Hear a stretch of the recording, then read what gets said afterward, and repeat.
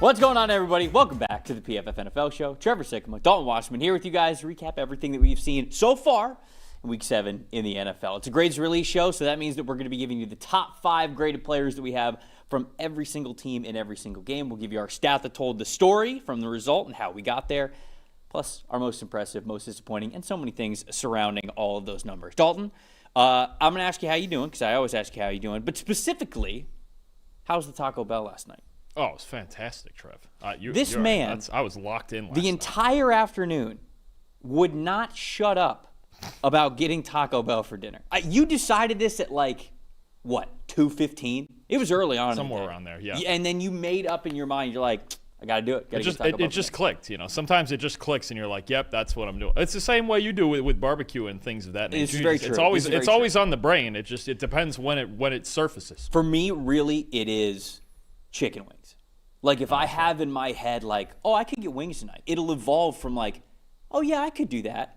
Oh, man, yeah, that'd be pretty good. And then if I don't get it, I'm pissed. I'm depressed. It's just nothing else really matters the opportunity that night. And cost it'll of ruin wings. The entire day. Yeah, that's me. That was him for Taco Bell last night, so it was good. Yeah, fantastic. Okay. It made up for the depression of my Twitter being hacked and not being able to use that. So so it feels good. If anybody gets a DM from Dalton about some sort of financial advice, not that the man's not a financial savant himself. I do have a finance degree. Everybody, do you actually? Yeah, that's my degree. Yeah, from FAU. Yeah.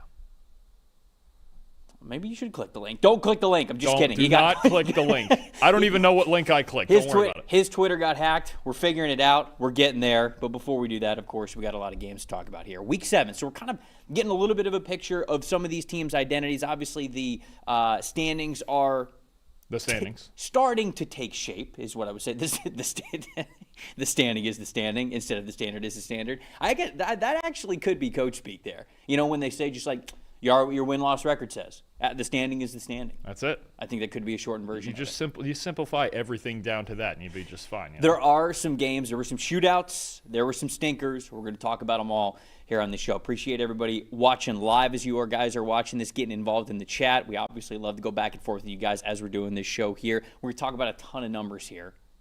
If you guys want to see these numbers for yourself, and anything else really, doing your own research on your team's next opponent, a certain player, whatever it is, go get yourself a PFF Plus subscription. Subscribe.pff.com, and if you use the promo code PFFNFLShow25, like we're talking about all year, you get 25% off a PFF Plus sub. And it's not just an in-season thing. It's a yearly thing. So, yeah, you get all the numbers that we're talking about here on the show, but also the free agency preview, the NFL draft preview, all of that great stuff. You get it with a PFF Plus sub. So if you don't have one, get 25% off using that promo code PFFNFLShow25. Dalton, as we always do, we start with Sunday Night Football. The Atlanta Falcons and the San Francisco 49ers. One of these teams, the San Francisco 49ers, had high expectations this year, and it's really been derailed by a lot of injuries. The Falcons been very, very up and down this season, and this, unfortunately for them, was one of those down weeks.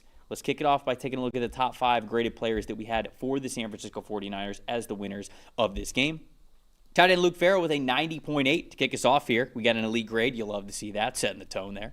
Edge rusher Bryce Huff, 81.9. Offensive tackle Colton McKivitz, an 81.6. Running back Christian McCaffrey with an 81.4. Offensive tackle Trent Williams, an 81.3. And then Mac Jones in this game, who was once again starting for Brock Purdy, still missing some time with that turf toe injury, a 75.9. For the Falcons, Gator great Kyle Pitts, top of the list with a 76.5. Offensive tackle Jake Matthews, a 72.6. Center Ryan Nuzzo with a 72.0. Running back Bijan Robinson, a 69.5. Edge rusher Arnold Ebiketie rounding the top 5 out with a 68.1. And then Michael Penix Jr., their quarterback, a 59.3.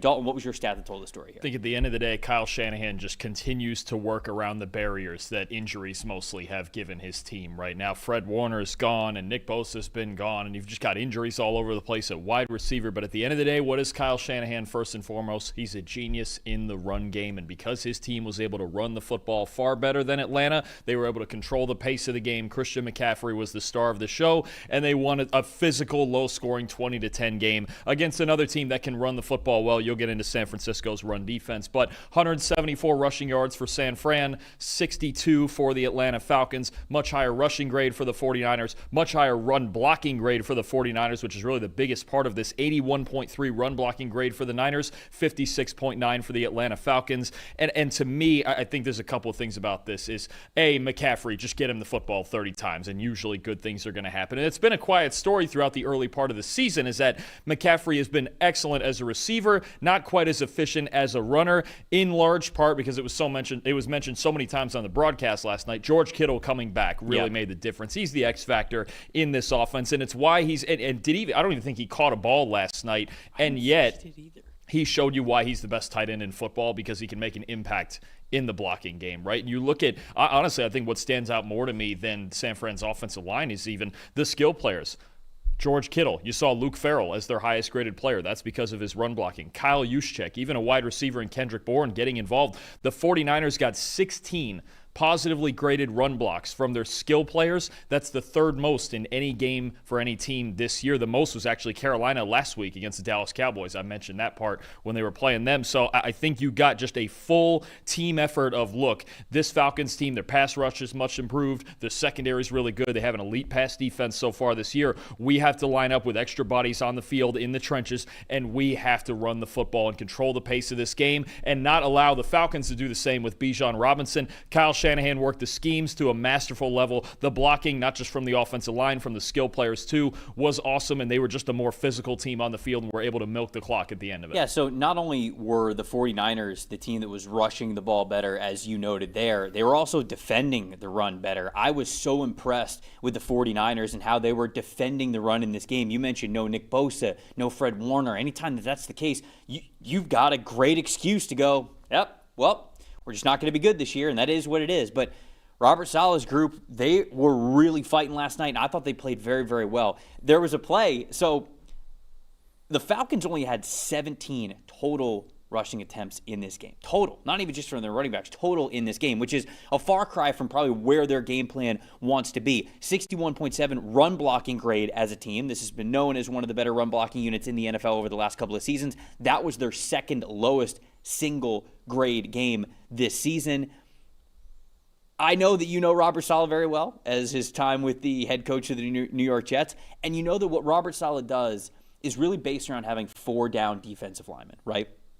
The first run defense snap that they had against Bijan Robinson, they had 5 guys on the line of scrimmage. I don't know if you noticed this last night, but I'm going through the tape this morning and I go, wait a second, is Robert Saleh changing his stripes here? Are we putting 5 on the defensive line? And we didn't. That was like the only snap where they actually did it. But I wanted to bring that up because it was funny that we actually saw that for the first one. But for the rest and the majority of the run defense snaps that the San Francisco 49ers had, it was the classic Robert Saleh type of defensive front, where it was those 4 down defensive linemen. He's sort of moving the defensive tackles in a certain way to, control the play side of the strong side of the line of scrimmage, be able to mitigate if there's extra blockers in there for tight ends or fullbacks or whatever it is.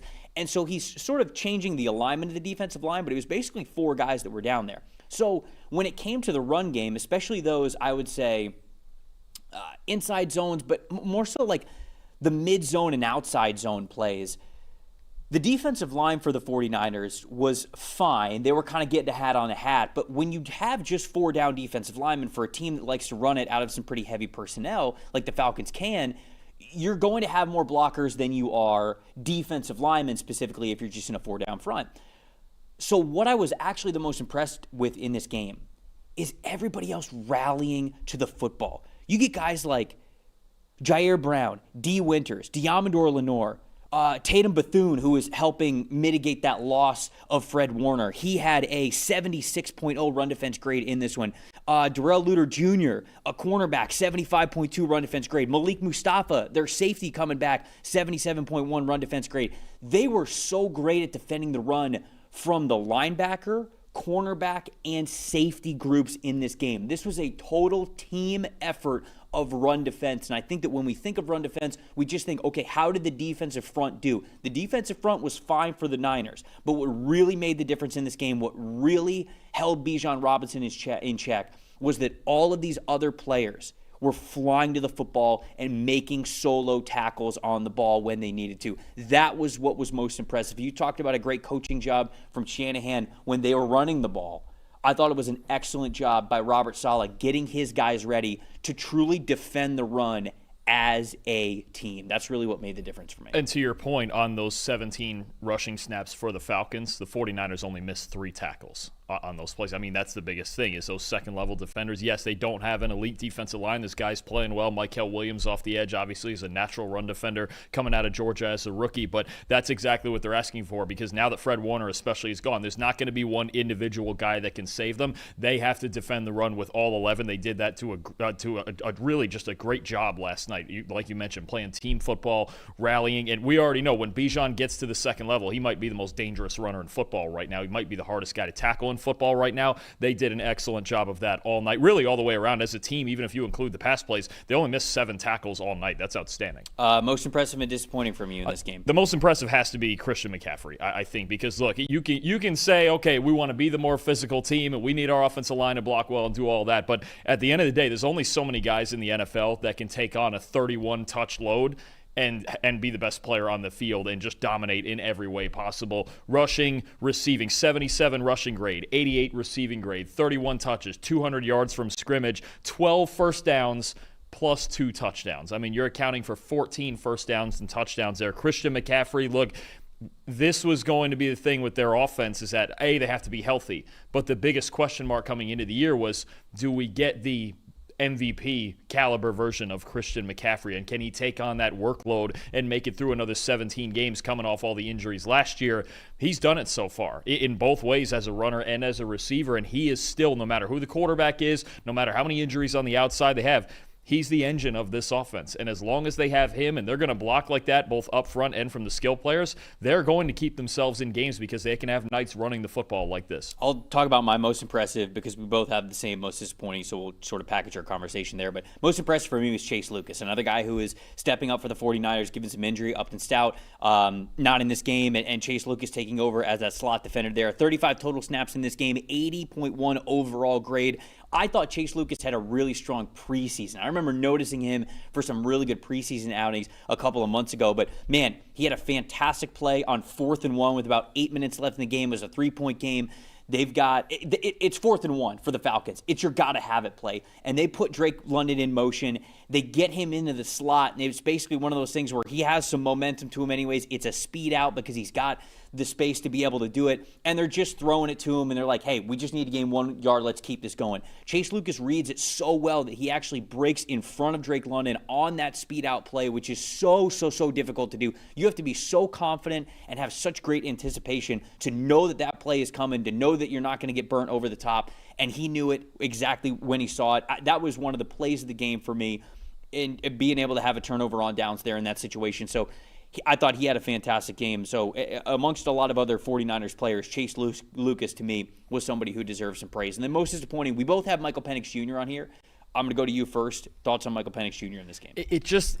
It feels now like we're enough weeks into the season where we can be a little concerned, I think, about this Falcons passing game, right? And we've talked about before the offense and the way it's being run and different things like that. But also, it's just, does it feel stiff? Does it just feel like... It feels inconsistent. I feel like the Falcons sort of, when we talk about how we view teams at this point, 7 weeks into the season, the Falcons can lose 30-0 to the Panthers one week, and then they can beat the Buffalo Bills on primetime the next week, and then they can really struggle on offense the next week against the Niners. Like that's just sort of how they are right now, and I think the pass game encapsulates that a little bit to your point. It just feels like there's stretches of games where their only passing production comes from either Drake London or Kyle Pitts, or 1 or 2 occasions last night, Darnell Mooney, but it just comes from ISO routes on the outside. And I know Michael Penix is known more as an outside thrower, but it felt like the middle of the field was never really threatened last night. And you just, when you are limited to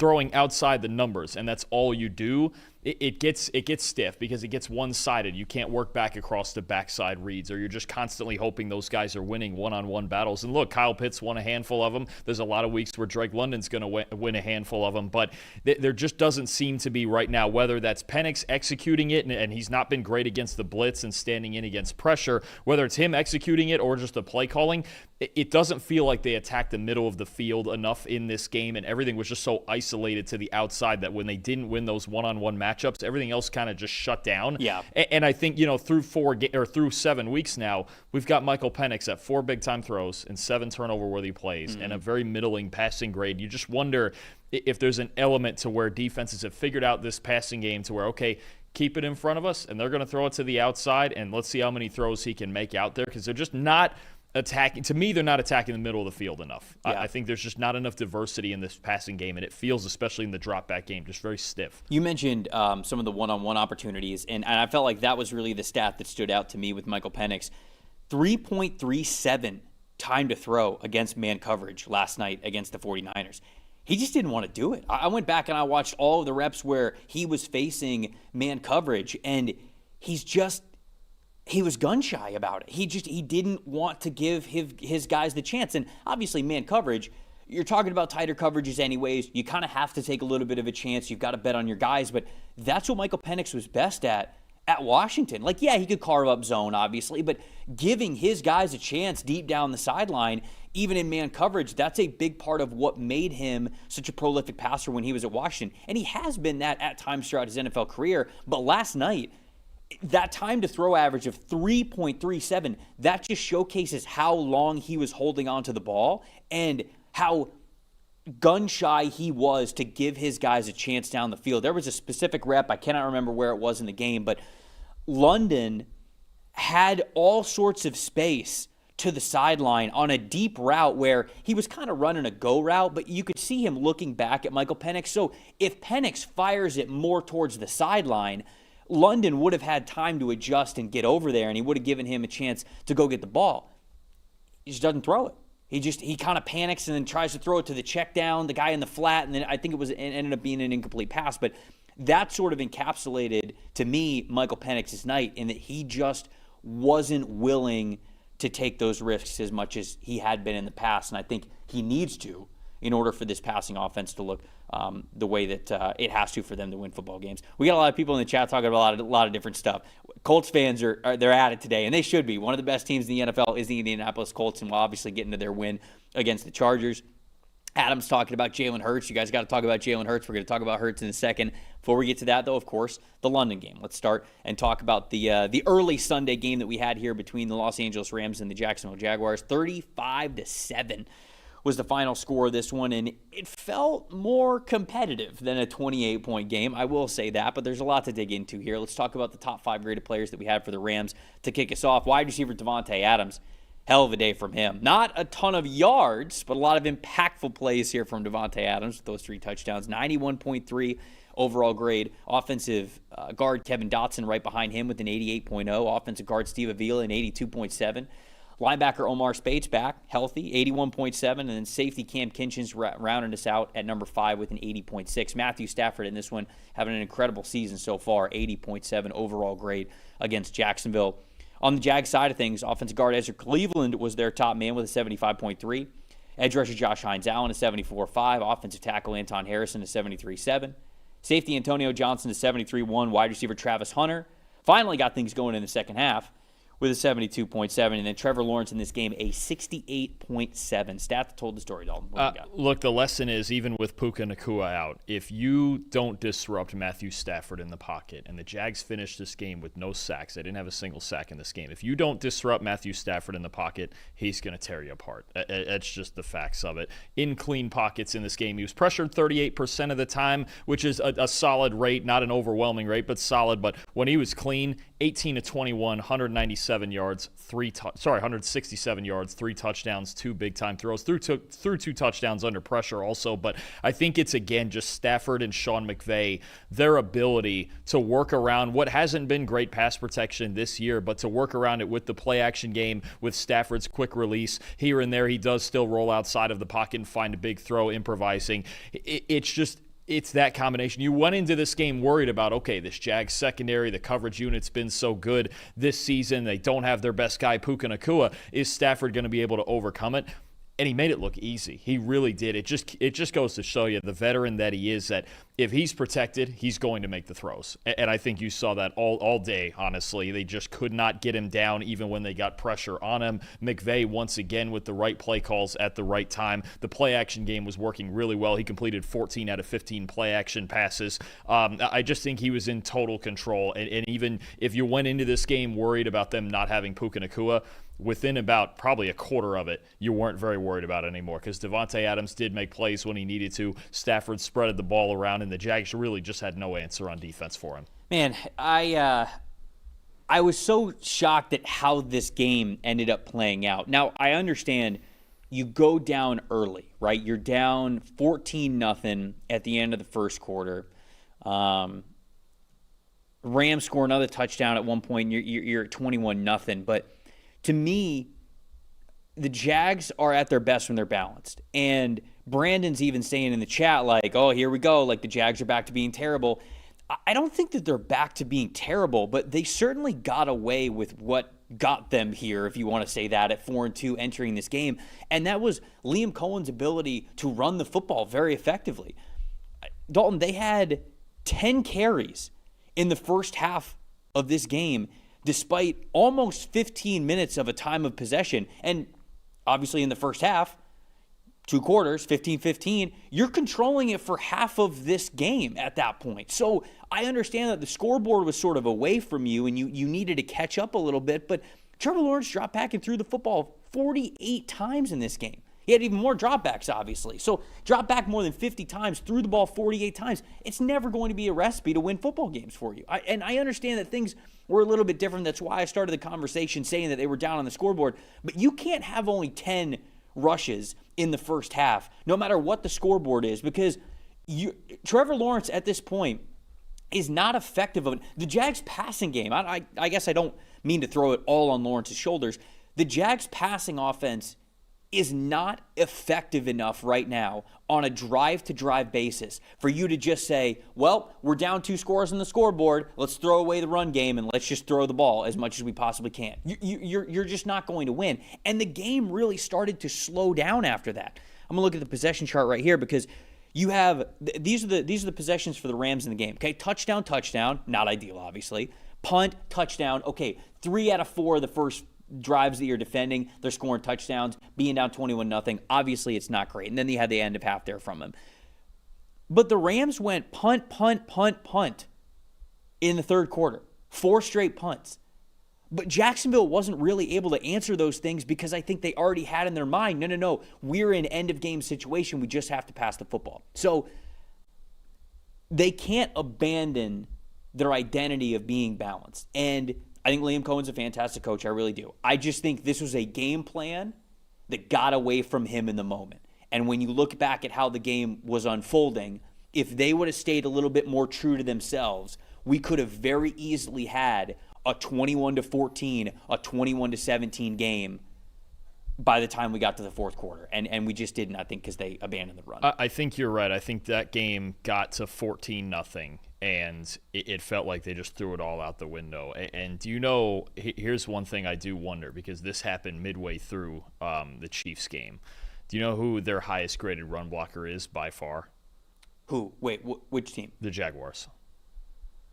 Is there Cleveland? No, it's Brenton Strange. And he got hurt. He got hurt. And what's something they were doing, and it was multiple guys. It was Brenton Strange and Johnny Muntz, also a really good blocker, and things like that. But I just wondered, because they had been using Brenton Strange in so many different ways as a blocker, and so many multiple tight end sets those first few weeks to run the football well. I do wonder if his absence is really affecting this running game and Liam Cohen's play calling of this running game without him, because he, even right now, qualified tight ends, he's the second best run blocker in the NFL so far this season, despite missing the last couple of games. I do wonder if that's playing a big part, is missing Brenton Strange and not having that sixth guy up there who is actually their most dominant run blocker so far this year, if that's been an issue over the last 2.5 games. Because Travis Etienne's carries have gone way, way down. There was even, you talk about running the football in this game, and it's even a couple Parker Washington jet sweeps, and I think it was Travis Hunter who got a reverse. Like, there's just all of a sudden the cohesive plan of running the football in the last 2.5 to 3 games, it's gone. And I just wonder if that correlates with Brenton Strange being out injured and out for a few more weeks also. Most impressive and most disappointing for you? Most impressive for me, Darius Williams on the defensive side for the Rams. 6 targets, 1 catch allowed for 6 yards, 3 forced incompletions, 83.7 coverage grade. They reunited with this guy after he left to go to Jacksonville and then came back to the Rams, and we had questions coming into the year about it. And we talked about this last week. The Rams might not have a superstar at corner, but every week if you get a Darius Williams or a Kobe Durant or a Quentin Lake, somebody just stepping up that week, then your secondary is just going to be fine. And the last one for me on the other side, the secondary for the Jaguars, first 5 weeks of the season through that Chiefs game, they led the league in coverage grade. The last 2 weeks, they've gotten shredded, and they're dead last the last 2 weeks in coverage grade of 30.6. Sam Darnold really teed off on him, even though that was a lower scoring game, 20-12. But Darnold had a great day against them. They had no answer for Jackson Smith and Jigba. And then Matthew Stafford with the 5 touchdowns in this game.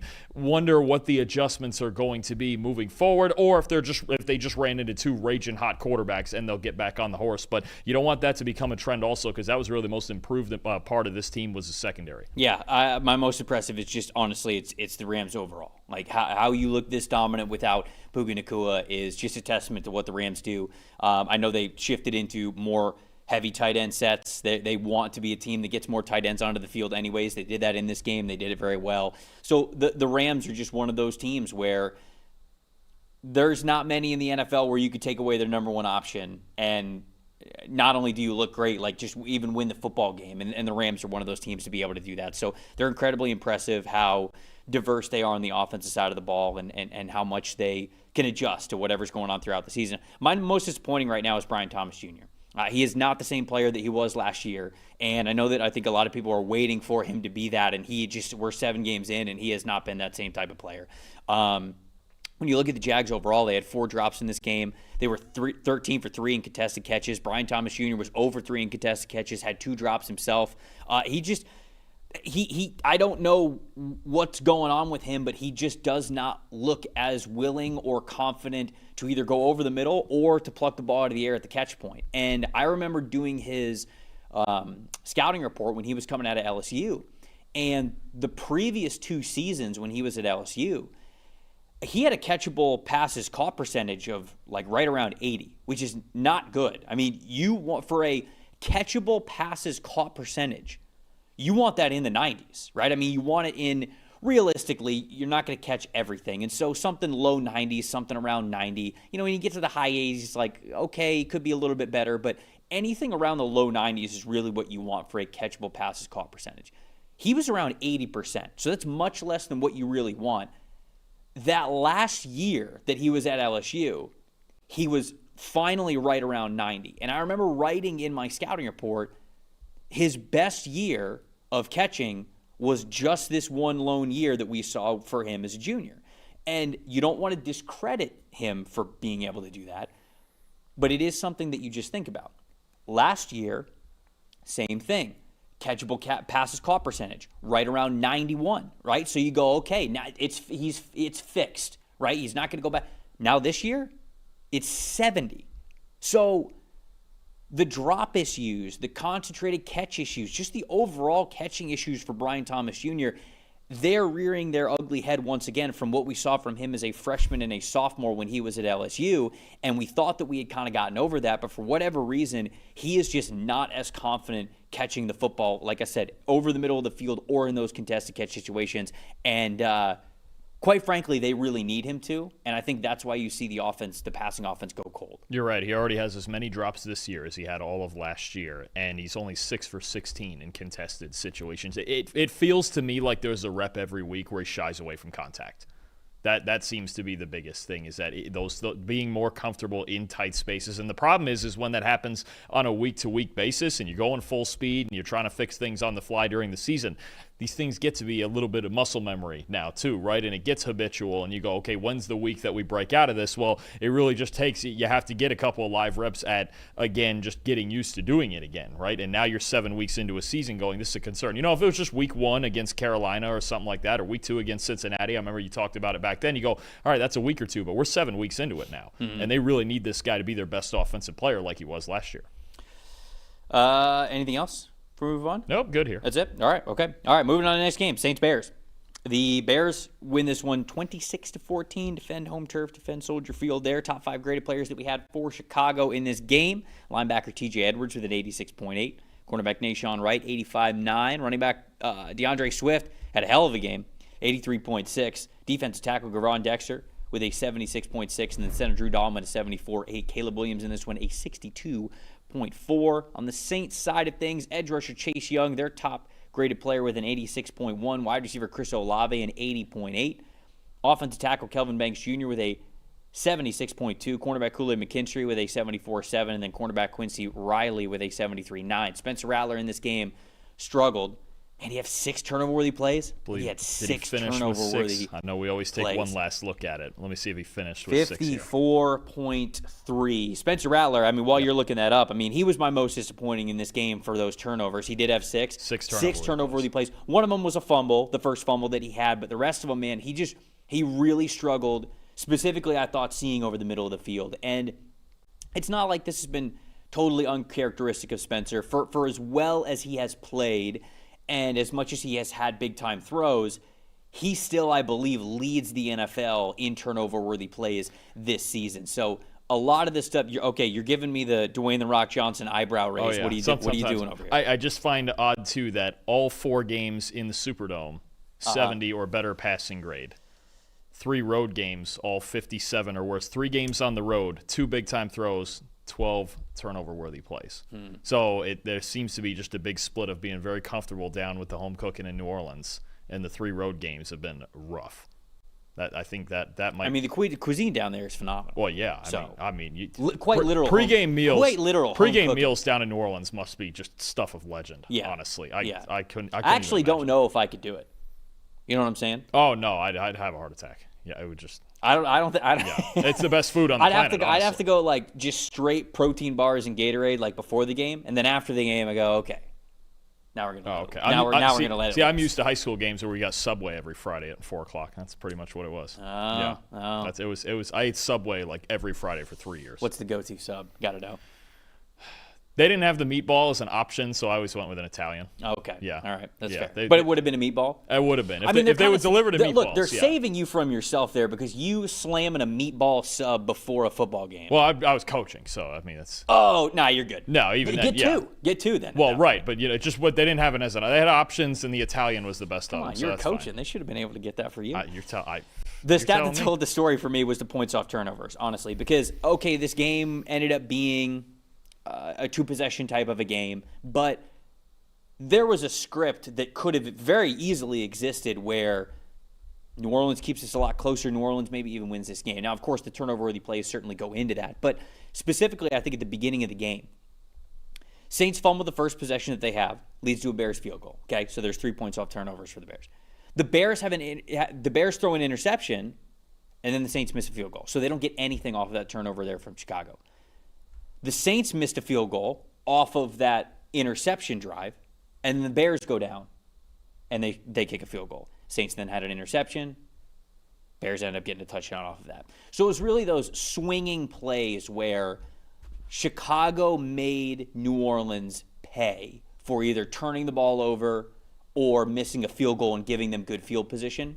And New Orleans simply didn't. And I genuinely think that is the stat that told the story outside of the Spencer Rattler turnover-worthy plays, which obviously play a big role as well. Yeah, turnovers are always going to correlate heavily. And let's, for my most impressive, just give credit to this Bears coverage unit because they were all over the place. 3 interceptions, 6 forced incompletions, 7 stops in coverage. They did not miss a single tackle in coverage in this game. This was, I think, by far the best game that this coverage unit, the secondary especially, played. The Nashawn Wright, interception was an outstanding play. The Kevin Byard interception deep down the sideline, an outstanding play. The Bears coverage unit, we've seen a couple of times this year against the Raiders as well. That was a big reason they won the game, was those 2 Kevin Byard interceptions. And this is without Jalen Johnson. It's taken him some time to get used to not having him back there. But Dennis Allen finding the right mix, and I found interesting too, I thought Allen called a great game on the defensive side as well, because we talked about Spencer Rattler and his success against the blitz. He showed him blitz a couple times early, but I think what you got in a lot of this game was him flooding the line of scrimmage with defenders pre-snap and then dropping out of it and making Rattler read it post-snap. And against standard rushes is where he's really struggled, because he's had to find holes in tight windows. Honestly, outside of 3 plays to Chris Olave, 3 deep shots to Chris Olave, the Bears coverage unit was lights out throughout this game. Let's see. Who did I have as my most impressive? Oh, dude, the linebackers. Yeah, they were a big part of that. Part of what you were just talking about with coverage. TJ Edwards, 90.5 coverage grade. DeMarco Jackson, 86.1 coverage grade. Tremaine Edmonds wasn't as good in coverage, but had a really nice pass rush grade in this one, 79.1. I felt as though they really were that backbone of what Dennis Allen wanted to do in this game. And you and I were talking last Wednesday when we were doing the preview show, and I ended up taking New Orleans in this game. And I was talking about, how well New Orleans has been playing, all that good stuff. Okay, Chicago was coming off of a win the previous week, but they were a little bit shaky. If they sort of have that similar of a performance, I don't know. I think New Orleans might be able to upset him.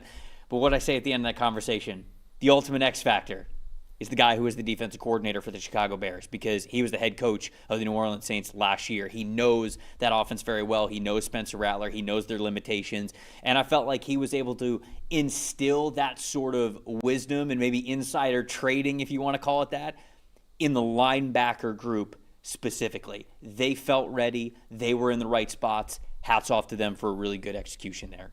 Anything else? No, and I think just a big part, too, a real big part of the Bears' offensive side of this also, because, you're going to see a 62.4 grade from Caleb Williams. And look, he was good enough in this game. I think what you're getting the last couple of weeks, and yes, Bears fans, you can't at me on Twitter because it got hacked. It's not working. But Caleb did grade higher than Justin Fields this week, in case you were wondering.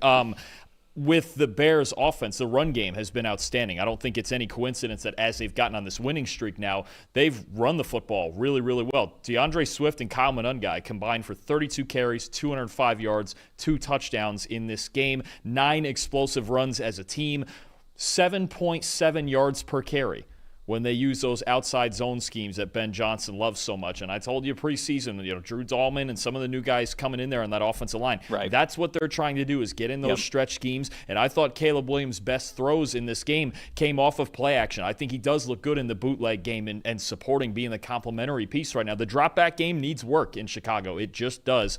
It's not great when they get into 3rd and 10. He has to drop back and force the football somewhere downfield. But I think the play action, and I think where that's going, I think Ben Johnson the last couple weeks has gone back to the basics again in this offense and going, listen, we need to run the football. I understand we don't have elite backs, but these guys back here know what they're doing. I think more touches for Kyle Monungai has been smart because he brings the physicality, and Swift knows the system well. That, to me, is what's carrying their offense right now, is the offensive line getting better each week, the running backs getting better each week, and then Caleb, for now, as a complementary piece. Don't ask him to carry you. He doesn't have to carry you, and that's fine. He was good enough to win last week, good enough, and he was good enough to win this week, right? Playing his part. There will come a day, probably soon, where he has to carry you through something. But for the games that you don't have to do that, and against a Saints team with a pretty bad front seven, run the football. There's nothing wrong with that at all. Right. The Patriots and the Titans, it was the Mike Vrabel return, the Mike Vrabel revenge game as the New England Patriots won this game 31-13. Now, it didn't always look like it was going to be a blowout here. Tennessee Titans actually got points on the first 2 drives, but then the Patriots and the Vrabel revenge ended up kicking in. Top 5 graded players that we had for the New England Patriots. Tight end Austin Hooper, who was also, I guess, a little bit of a revenge game. I mean, he played for the Tennessee Titans one year. Now he plays for the Patriots, obviously, with Vrabel, but it was a little bit of a homecoming for Austin Hooper as well. 77.3 overall grade. Center Garrett Bradbury, number 2 on the list with a 74.6. Tight end Hunter Henry with a 72.5. Edge rusher Kayvon Chase on a 71.4. And then wide receiver Stephon Diggs, a 70.6. Drake May in this game, an 87.0. On Tennessee's side of things, tight end Gunnar Helm, 80.5 overall grade. Defensive tackle Devondre Sweat, a 77.8. Wide receiver Chimere Dike with a 74.8. Offensive tackle Dan Moore Jr., 72.9. Linebacker Cedric Gray, 71.7. And quarterback Cam Ward, a 60.8. Thanks in part to a couple of turnover-worthy plays, which I'm going to get to in a little bit. But what was your stat that told the story here for this game? Well, you mentioned the Titans. They got off to a decent start. Cam Ward made a couple nice vertical throws. The touchdown to DK was a big play where you go, okay, maybe the Titans are live, right? You got an interim head coach and Mike McCoy. Maybe Cam Ward starts slinging this thing downfield. They're up 10-3, but New England, I mean, right now this offense, the way they're rolling, they catch fire, you got a serious problem. I thought they had Ramondre Stevenson going really well early in this game to add a little balance to Drake May in the passing game. Those 3 touchdown drives all in a row, second and third quarter, 86 offensive grade for the Patriots, 9.3 yards per play. They're rolling. 7 explosive plays on just those 3 drives, and Drake May was 13-13 with 2 touchdowns. Yeah. I mean, right now they're in such a rhythm right now, the way that Josh McDaniels is running it, that Drake May is playing, the run game is getting going, the offensive line is getting better and better every single week. Will Campbell, Morgan Moses was really good in this game. Garrett Bradbury, like you saw there, I think at this point have to shed the, okay, this is a young team figuring it out thing. This is a good football team with a really dangerous offense. And most impressive, just give me Drake May, because he just does it again. 21-23, 3 big-time throws. The scrambling was outstanding. I thought when he got in trouble in this game, 8 carries, 62 yards. The running is working. Only thing I'd say, take 1 or 2 less hits per game because we don't need to see too much of Josh Dobbs out there. It's nice to see him. He made a nice throw on third down, but we need to see Drake May out here on the field healthy. So just slide once in a while a little bit more. But although Drake May's been outstanding, there's no other way to put it. This year, for the entirety of the season, he's the 4th highest graded quarterback in football. Yeah. Trev, over this 4-game win streak, he's the highest graded quarterback in football since week 4. That's how good he's been. I realize that. 9 big-time throws, 1 turnover-worthy play in that stretch. He's hitting a gear right now where you go, yeah, he plays like this, they're going to the postseason. They might even win this division. Yeah, it's to the point where I think when we talk about MVP right now, we think about Dak, think about Baker, think about Matthew Stafford, right? We think about guys like that. Mahomes, certainly the way that the Chiefs are playing, I think that he's going to be in that conversation when it's all said and done. Drake May's kind of right there. Drake May is kind of knocking on the door, and I know the Patriots are doing a lot of good things, and I think the thing that might be going against him right now is that Vrabel is so well-respected as a head coach, so Drake May maybe almost doesn't get the full credit that he deserves for what he's doing out there, but I think he is right there coming up to that conversation of MVP with how he's been playing. And you mentioned Vrabel. I mean, look, I'm in the boat that I think if San Fran finds any way to make the playoffs, that Kyle Shanahan should win Coach of the Year. And I know Shane Steichen's... I was going to say, I don't know, man. Shane Steichen's been great, but if the Colts lose 3 games all year, we're giving it to Steichen. If Mike Vrabel wins the AFC East, that's true. Coming off of a year where the Patriots picked 4th overall last year. Yeah. Well, you got a case, especially with this quarterback and Josh McDaniels, assistant coach of the year, possibly also with what he's doing with this offense. But right now, look, I think the one thing for New England, for me, if I was going to have some sort of critique, it's just the secondary still looks kind of shaky at times. They did early in this game, but offensively right now, we just have to shed the label of them figuring it out, their young team, whatever. No, they're legitimate. They're Drake May, Ramondre Stevenson, Diggs, the 2 tight ends, Pop Douglas, Kayshon Boutte with another big touchdown in this game. I mean, they are figuring it out. And I don't even think they're figuring it out. They've got it rolling right now. Very sneaky. The Patriots can beat you in a lot of ways. Yeah, and absolutely. I think that the run game has been good at points. We're not quite at the spot where they can go, let's lean on the run game. When is Travion that's good? When is Travion? Because like, I love Stevenson. He's a horse. He's physical. All of that. What week is it going to be that we go, okay, Travion, we found the big plays for him? If we get into the second half of the season and they start being able to go to the run game on command and it can be efficient, now we're talking about a team that could absolutely win this division and make some noise in the playoffs. Somebody in the chat saying, what was more disappointing in this game? Cam Ward's backwards pass fumble or Dalton getting hacked while chowing down on a Crunchwrap Supreme? Which is more disappointing? Probably the Twitter. Yeah, probably. Tennessee's been struggling all year. It's just kind of been that kind of year. I'm gonna get to a more detailed conversation on the Titans on the NFL Stock Exchange show, which we're doing later today. If you guys can join live at 4:30, we're doing a Fix Your Franchise episode for the Titans. But if you can't, I can obviously watch it after that. there's a lot of things to get to with sort of how the Titans got here and what they're doing. But specifically for this show, a stat that told the story for me, outside of Cam Ward, which we'll get to in a second, the run game. It's just not existent for this team right now. They don't really, Pollard, Spears, doesn't really matter. Neither of these guys have been as explosive as they wanted him to be. Like some weeks they have been steady, right around that 4 yards per carry average, but it's about it. I mean, it's not like these guys are breaking open massive runs for you, even on a bi-weekly basis. It's something, or bi-monthly basis, I should say, like every other week. 11 carries for 40 yards in this game. If you're asking Cam Ward to do that much for you, you're not going to win.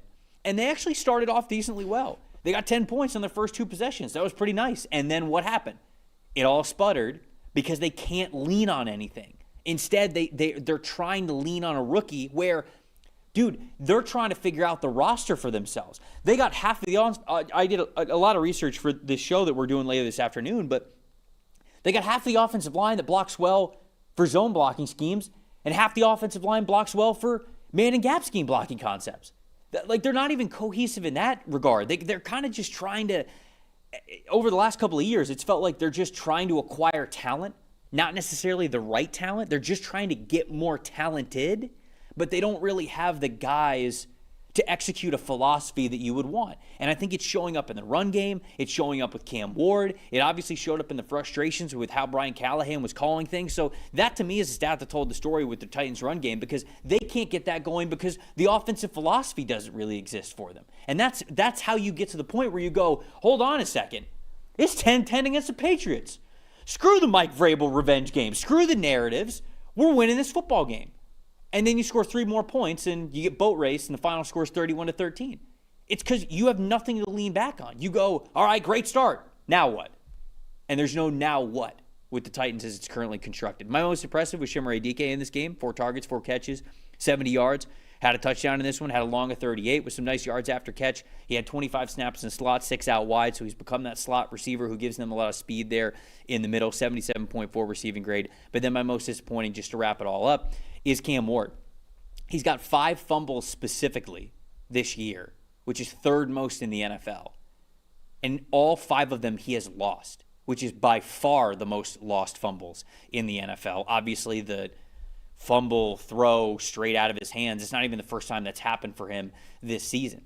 So ball security is a major issue for him right now, and that's, again, just part of these things where when your identity, when your backbone, when you say, okay, we need to slow things down, let's get back to us, the thing that you lean on is a rookie quarterback, it's just so rarely going to go well for you the way that you want to. And I think that's what we're seeing now with the Tennessee Titans. Yeah, no, and I mean, that's an old habit that, just really has been something that's been known about Cam Ward for a long time. Trev, 5 years in college, he had 50 fumbles.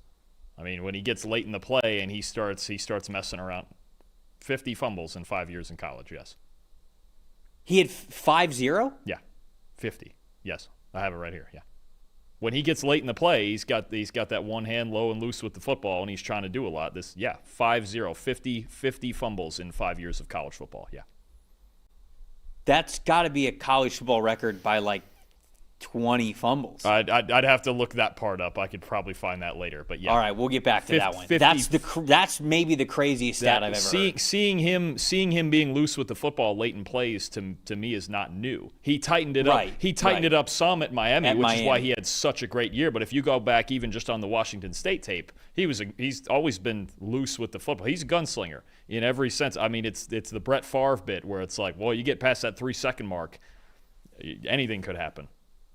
Absolutely. 50, yes. The second we get done with this show, I'm watching all 50. That's insane. Anything else here for this one before we move on? No, I'm with you on the run game. Also, -1 yards before contact. So they have to figure out. Look, Kevin Zeitler's on a 1-year deal. The veterans aren't really, nobody across the offensive line is playing great for them. It's just going to be another piece that you're going to talk about in the rebuild on Stock Exchange. I was going to say, yeah. and the worst part is that they're kind of playing well independently in different blocking schemes, but none of them are coming together and playing well. It's like, oh, okay, we're really blocking well in this sort of blocking scheme. Again, it just goes back to they've had 3 GMs now in 4 seasons.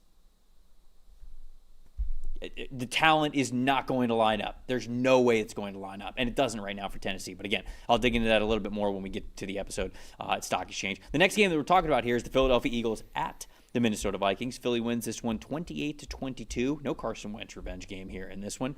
Top 5 graded players that we had for the Eagles in this one: wide receiver Devontae Smith, a 90.5. Wide receiver A.J. Brown, an 85.2. Linebacker Zach Bond, an 83.2.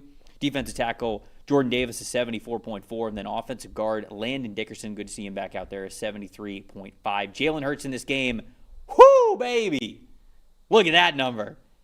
95.2. What a grade and a game from Jalen Hurts. On Minnesota's side of things, defensive tackle Levi Draco Rodriguez with a 79.2.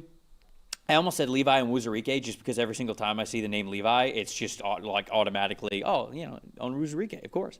No, Levi Drake Rodriguez in this case, the top man for the Vikings, is 79.2. Wide receiver Jalen Naylor is 74.6. Wide receiver Jordan Addison is 73.7. Safety Theo Jackson is 72.9. Offensive tackle Brian O'Neill a 72.6. And then Carson Wentz in this game with a 45.9.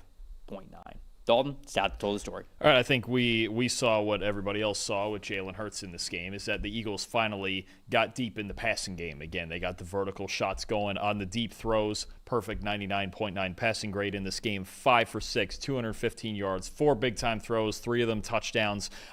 You finally saw the Eagles just at times go, okay, we have these one-on-one shots, or once or twice Hurts improvising. Okay, we have A.J. Brown. We have Devontae Smith. Let's use those guys to our advantage, right? So there's 2 reasons I think schematically this happened. One, they did a much better job of just getting under center and operating more of their offense from under center. The most plays of the season in this game, 21 plays the Eagles ran from under center. I think running the ball from under center with Saquon and getting in the play action game where you can take those deep shots, because it's been said over and over by a million outlets that this Eagles offense the first 6 weeks, it's not deceptive. Right? It doesn't allow, it allows, I should say, linebackers and safeties and things of that nature to just easily read things when they're constantly in the shotgun. This is another thing. We talked about this with the Falcons. I think it's a little bit with the Arizona Cardinals too. When you don't get under center at all, there are easier tells to an offense. The Eagles got under center more in this game. And the other thing, I thought they used motion better to help Jalen Hurts understand what coverages he was looking at. And you really need to do that against Brian Flores' defense when you talk about the blitz packages and all the different looks he throws at you. Because in pass games, it's not that the motion rate in this game was necessarily any higher than any other game, but in pass games, when the Eagles would use their motions, especially in the passing game, I didn't think it didn't feel like they served any purpose. Mm-hmm. I could see very clearly, especially on a couple of these deep shots, that the motions that they were using with Brown and with Smith to get tells in the coverage had a legitimate purpose, this is man or this is zone, especially when Brian Flores has everybody stacked up on the line of scrimmage like he does. Is this going to be a zero blitz? Are we following across the formation with A.J. Brown in man-to-man coverage and I can chuck it up in one-on-one? Are we going to get a defense that doesn't follow and we're going to get a zone blitz and guys are going to drop off? I felt like there was more purpose to when the Eagles were sending guys in motion, and that really helped Jalen Hurts just lock in on, okay, I know what they're in. Even if they're coming, even if they're blitzing, I think that's a big reason why he was so much better against the blitz in this game when he struggled the rest of the season was the motions, and Kevin Patullo helped him just a little bit to be more decisive. Give you that shave a half a second off the decision making going, okay, we're in man, we're chucking it up to 11. Fine, we can do that. Or I've got Devontae isolated, or I know it's zone coverage. Or even once in a while, look, Jalen, 5-6 times a game at least, he's going to improvise. And when he had to, he was good. He was really good when he had to improvise. And Devontae Smith, I thought, was a big part of that. But I think it's just you saw at least small tweaks between getting under center and motion with purpose that made the Eagles' passing game look a bit better. They didn't run the ball great, but this is a hard team to run on, too. The Vikings have. It is. When they're on, they have a good run defense, right? And they did in this game. But I thought Kevin Patullo, this was the first time this season I thought he really significantly helped Jalen Hurts out. Yeah, and I'll sort of add on to that a little bit with some of the personnel that they actually ran in this game. So when you're going up against the Minnesota Vikings, especially when you're going up against the Minnesota Vikings at home, I would say, they're going to be aggressive, right? Brian Flores has been one of the most aggressive defensive coordinators in the NFL, basically for as long as he has been there. I believe they were number one in the NFL in blitz rate against the pass heading into this week. So I thought the Eagles had a fantastic game plan to mitigate that. You mentioned some of getting under center and some of the motion and just getting a split second extra to really be able to make decisions. They also did that in the personnel. On 15.3% of their offensive plays, they were either in 12, 13, 22, or 23 personnel, meaning heavy stuff. We've got multiple tight ends or a tight end and a fullback or two tight ends and a fullback on the field. And what was the goal of that? Extra protection. Now, some of those times, and I noticed this, some of those times the tight ends weren't even blocking. Sometimes they would be attached to the line of scrimmage, like Dallas Goedert would be attached to the line of scrimmage, and I can't remember who else would be like sort of as the wingback or the fullback or whoever it was, but they wouldn't even be into pass protect, but their presence there forced whoever was the edge rusher for Minnesota to line up a little bit wider, take an extra step or two to get where they wanted to go. Or it took the blitzer an extra step just to get to the pocket, get to the line of scrimmage, and really affect or pressure Jalen Hurts. So the fact that they were in that heavier personnel also aided Jalen Hurts in having that little bit of extra time to make the decision. And then what was the game plan? All right, well, if you're going to blitz, guess what we know you're probably going to do a lot? Play man. We're going to bet on our guys. We're going to bet on Devontae Smith. We're going to bet on A.J. Brown. And that's what they did that game, and they won. That is why the Eagles, philosophically, fundamentally, and I should say in theory, have such a great offense because they can bring everything to you. They can attack defenses in so many different ways, and I think this was a great reminder. They had an 84.8 passing grade in those heavier personnels that I mentioned there, including one of the big throws in the second half to Devontae Smith where he was wide open over the middle of the field, which I think went for like 25 or 30 yards, and then the touchdown pass over the middle of the field to A.J. Brown came from that personnel package as well. They countered what Brian Flores was going to do with heavy personnel packages and betting on their guys to win one-on-one. And they won because of it. And I thought that was an excellent job by the Eagles philosophically in this game. Well, if I had A.J. Brown and Devontae Smith, I would bet on that too. And look, we have so many teams in the NFL that are 11 personnel teams, right? They want 3 wide receivers on the field at all times. The Rams, the Bengals, the Jacksonville Jaguars lately, especially without Brenton Strange, they want to be 11 personnel teams. The Eagles really never have been. It's never they'll get an 11 if they have to. They'll put a third receiver out there, but they've never really had in this run of of 2 of the last 3 Super Bowls and things like that. They've never really had a legitimate third wide receiver. If you had a third guy, it was probably Dallas Goedert playing tight end, right? So I think when you look at this team and just trying to use those formations and those personnel packages to dictate what you're going to see on defense and allow things. Okay, fine, bring up 8 in the box because we have more things to deal with that with 2 receivers and our tight end packages and even just the run game and the threat of Saquon Barkley still. And look, do they still need to get more efficient in the run game? Yeah, sometimes it's a hard team to run on too in Minnesota. They got good players in their front 7, but I think it just comes down to finding and using this part of the season. While they're still winning games, they're still 5-2, using this part of the season to go, okay, what is just our ideal personnel packages? Right. How often should we be under center? How can we find a way to run the football better than we have been, right? They're still 5-2, which is why there shouldn't be all-out panic, right? It's concerning that they haven't looked great offensively in the early part of the season, but they've had stretches like this before. Or you get to the trade deadline and you go, man, yeah, they traded for Dotson last year, I know, but you go, okay, maybe it's somebody else. We find somebody as a third wide receiver who could help us and mix it up a little bit more. Or we find maybe a second back to give Saquon Barkley a breather because we don't see much of A.J. Dillon or Will Shipley, right? They're not really getting a whole lot out of those guys. So I think some teams are more multiple. Some teams sit just in 11. And I think you're right that the Eagles tightening things down a little bit did help them a lot. And I get under center, get multiple tight ends, and look, more bodies up front. If those 5 guys on the offensive line aren't run blocking that well, put extra bodies in there. Just see what happens. They do have time with their record and with as much talent as they have to experiment a little bit. Right. And I like that they did that in this game. Sort of in the same vein, most impressive is A.J. Brown to me.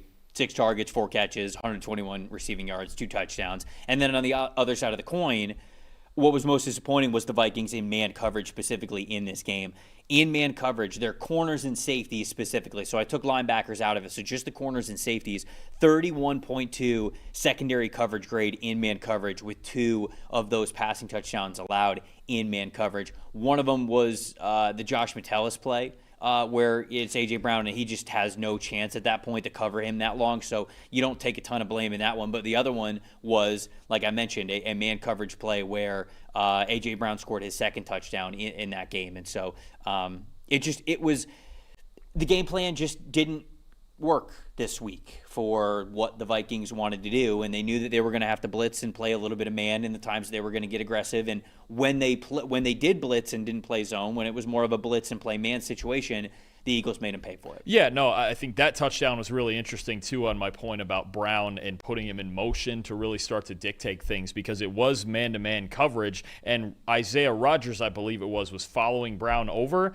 and then he and Metellus, I don't know what happened, but they switched it for some reason where Metellus ended up on Brown as he got to the end of his motion. Yeah. And I wonder if they just kind of messed up the switch. And those things can happen too when you have guys motioning across the formation. And, I think it was a worthy gamble for Brian Flores to take, because he's a blitzing guy anyway. He's going to do it. But considering what we'd seen the first 6 weeks from Jalen Hurts, yeah, I'd probably blitz him too. I get it. Sometimes that's just the gamble and it doesn't pay off, and Hurts beat it. So be it.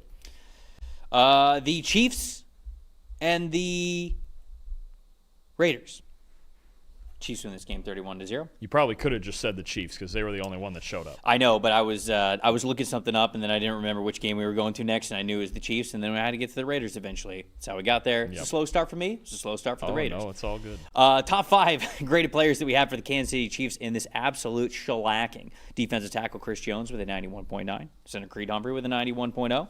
Wide receiver Rashee Rice, first game back in action. We'll talk about him a little bit more, an 86.5. Offensive tackle Mike Caliendo, a 77.1. Offensive guard Kingsley Suamataia with a 74.7.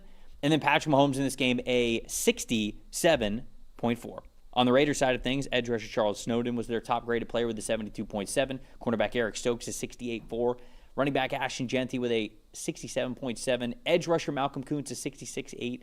And then wide receiver Deontay Thornton Jr., a 63.1. Geno Smith in this game, overall grade of a 56.1. Dalton Stat told the story. We were sitting there watching this, and as much as there's the yardage stats and the first downs, yards was 436. You could rattle them off, because we need to. It's one of the most incredible beatdowns we're going to see this year, and maybe over the last couple of years. This was, and first downs was 30-3, which is just insane. The Chiefs had the ball for 42 minutes. The stat that got me the most, actually, and I was telling you this when we were sitting upstairs watching it, the Raiders officially only ran 30 offensive plays in this game. Mm-hmm. And I was like, I don't think I've ever seen that. I had to dig back in on 20 years of data. That is the fewest, at least since 2006. That's the fewest number of offensive plays a team has officially run in a game since at least 2006. The next closest, I went back to through every year, and most years the lowest hovers around 40. You get some 37s and 38s. The next lowest one, funny enough, was actually Week 18 last year, the Chiefs, when they didn't play anybody against Denver, when they played when they played Carson Wentz and basically just didn't even want to play the game. Yeah. That team that day against Denver ran 33 plays, and they weren't even trying. And the Raiders ran 30. 30 plays officially the Raiders offense ran in this game. It's the lowest since at least 2006. It's the lowest that we have on record. Yeah. I even remember seeing some games that, working maybe a couple of games where a team ran 42 or 44. It made for a real easy day when you were working that offense. But that one says it all to me. That's the lowest we have in 20 years of doing this, is a team running 30 plays on offense. It's pretty crazy how you can absolutely dominate a team start to finish like that in the NFL. This isn't Ohio State and playing some Division II team. This is, it's the NFL. Raiders were 0 for 7 on third down. They had 1 third down of less than 5 yards all game. So third and this situation, they had 1 that was less than 5. 3 of their third downs were 12 yards or more to go. And on first down, they had an EPA per play of negative 0.516, which is extremely low. Somehow, the Dolphins were worse. I thought I was going to read that stat on this show, and I was going to be like, oh, that was by far the lowest that we had this week. It has to be. The Dolphins were low. It has to be turnovers. Because I believe. Well, sure. Am I right in thinking? I don't think the Raiders didn't turn the ball over in this game. No. And that goes into, like, I think a lot of people are going to be like, how are Mahomes and Geno's grades so similar? Well, Geno, a little bit of the same way that we talked about Justin Fields last week. It's just like, he just didn't throw the ball a lot. Like, they just didn't have a lot of opportunities on the offensive side of the ball. And Patrick Mahomes, when it comes to the grades, are about, assessing the execution that a player has given the context on a single play. And Mahomes obviously was better in this game in the production and the results side of things. But Mahomes also had 2 turnover-worthy plays, which we don't forget. I think a lot of people forget about those when they aren't actually caught. But you go back and you look at the 2 what should have been interceptions, the dropped interceptions in this game. I mean, they are poor throws by Mahomes. One of them, the first one, I mean, that would have been a pick 6. Yeah. That absolutely would have been a pick 6. And so it's like, that's where I think some people kind of like look at the grades and they wonder, like, how could we get to this point? It's because we're grading the execution of how a player is playing on a single play for an entire game. And so everything counts. And obviously, like, Mahomes' output was fantastic in this game, but almost, I think it was, what was it, like 168 of the 100 or 286 passing yards that he had came after the catch. Yeah, it was still a relatively conservative Chiefs way of going about the game plan. So and against this team, he didn't have to fire at 40 yards downfield all the time. Right. So he didn't have to do a lot of difficult things in this game to win this game, because they were absolutely destroying the Raiders and basically everything else. And he was executing correctly. And again, we'll try to be much more transparent, especially of what was last week for us. But we'll try to be so much more transparent about this. Remember, guys, like, all the players, they started a 60. Like, this isn't grades that you got in school where a 60 is a D- and nearly a failing grade. 60 is sort of like what you start out at every single game. So Mahomes' grade was obviously higher than a 60 because he did some little things here and there that were some nice throws for a first down, things like that. He had a couple of plays, I believe, on the ground, which helped his grade as well, because he's been great as a runner this season. He just wasn't asked to do a lot of difficult stuff because they were absolutely whooping on the Raiders so bad. And then when you factor in those 2 turnover-worthy plays where those were poor execution plays from Mahomes, that's how we get to the grade. And people want it to be this just like giant Grand Canyon sometimes of if the box score reads like this for a player who won and if the box score reads like this for a player who didn't. This is actually the type of game where you go like, yeah, I mean, like, Geno didn't do anything to really ruin his grade, but the team overall didn't do anything nearly enough to win. Any Raiders, 2 things here. Mahomes first. Basically what you have is a really solid game where he made 2 mistakes he got away with. That's essentially what you have. Right. And the Raiders, honestly, any Raiders offensive grades in this game, you really can't read anything into them because it's only 30 snaps. Right. You can't even – it's really more about they just weren't on the field at all. Yeah. I mean, there's nothing – so it's like we can't really give Geno a 27 grade for not being on the field. Right. I mean, that's sucks. But, it's like there's not enough there. So anything Raiders-wise on offense, the only thing I will say offensively for them is how bad do they just missed Colton Miller, and this offensive line is struggling this year more than we thought it would. Mm-hmm. I think that's the big one coming out of this for me, because it just felt like from the very first drive, it was like, oh, nothing's going to work today. Just nothing. No, and clearly it didn't. Yeah. No, so, I mean, no, and as far as this is the ultimate, I guess probably more so than just taking care of business. This was just as one-sided a ball game as you could watch. Most impressive, most disappointing. I think for me, one of the superstars that we talk about a lot around here, maybe still gets underrated around the league. Chiefs still have the best center in football in Creed Humphrey. Let's just easily. I mean, 1 pressure allowed, and they were on the field a lot. Only 1 pressure allowed, 90 run blocking grade, 11 positively graded blocks in this game, 9 in the run game, 2 on screens where he's getting out in open space, bullying people, 2 great as a pass blocker. I mean, he showed you. I mean, a lot of guys on the Chiefs showed you why they're so good and why they're getting red hot right now. Mahomes outside of 2 plays, Rashee Rice coming back with 2 touchdowns. The run game looked good, but Creed Humphrey in the middle of it all at center, we need to not forget about him because he's as valuable as any player on this team. And the one other thing I'm going to throw out there with this Chiefs offense, and you started to see it, they're starting to figure out what the weapon Brashard Smith looks like. Yeah, your boy. Backfield. You know, listen. And you love this landing spot for him, too. Couldn't have been better. No, I agree with you. Not have been better. It was only a matter of time before he started to go. He went in round 7. I would have taken him in round 4, honestly. I was that high on him. I would have absolutely taken him 4 or 5. The experience as a former receiver, the experience in the backfield, the great year he had at SMU, but Andy Reid's starting to find this groove of all the different little things I can do for maybe even 10 touches a game with Brashard Smith. That's going to play a factor moving forward here. He's only going to experiment more with that. The Chiefs just have so many weapons. It's unbelievable. Rashee Rice. I want to talk about him specifically, but not just the overall output, not just like, okay, here's the targets, here's the catches. Specifically, the value that I think that you could get from this game for Rashee Rice is in the red zone. And maybe even less of the red zone from the 10-yard line in, right? I think that that's where Patrick Mahomes really shines in his execution, how quickly he recognizes things, gets the ball where it needs to. That's why he's one of the best in the world at what he does. Andy Reid, that's why he's one of the best in the world at what he does, right? Because when space is at a premium, you've still got to be able to execute. And Rashee Rice, I think, is absolutely a weapon for them in the 10-yard line and in getting into the end zone. With that stipulation, 81.7 overall offensive grade from Rashee Rice. I think that he really elevates this red zone offense for them. They were outside of the top 10 in red zone execution before this week. Now they're like, I think it's 7th or 8th because it went up because they had a fantastic day in the red zone.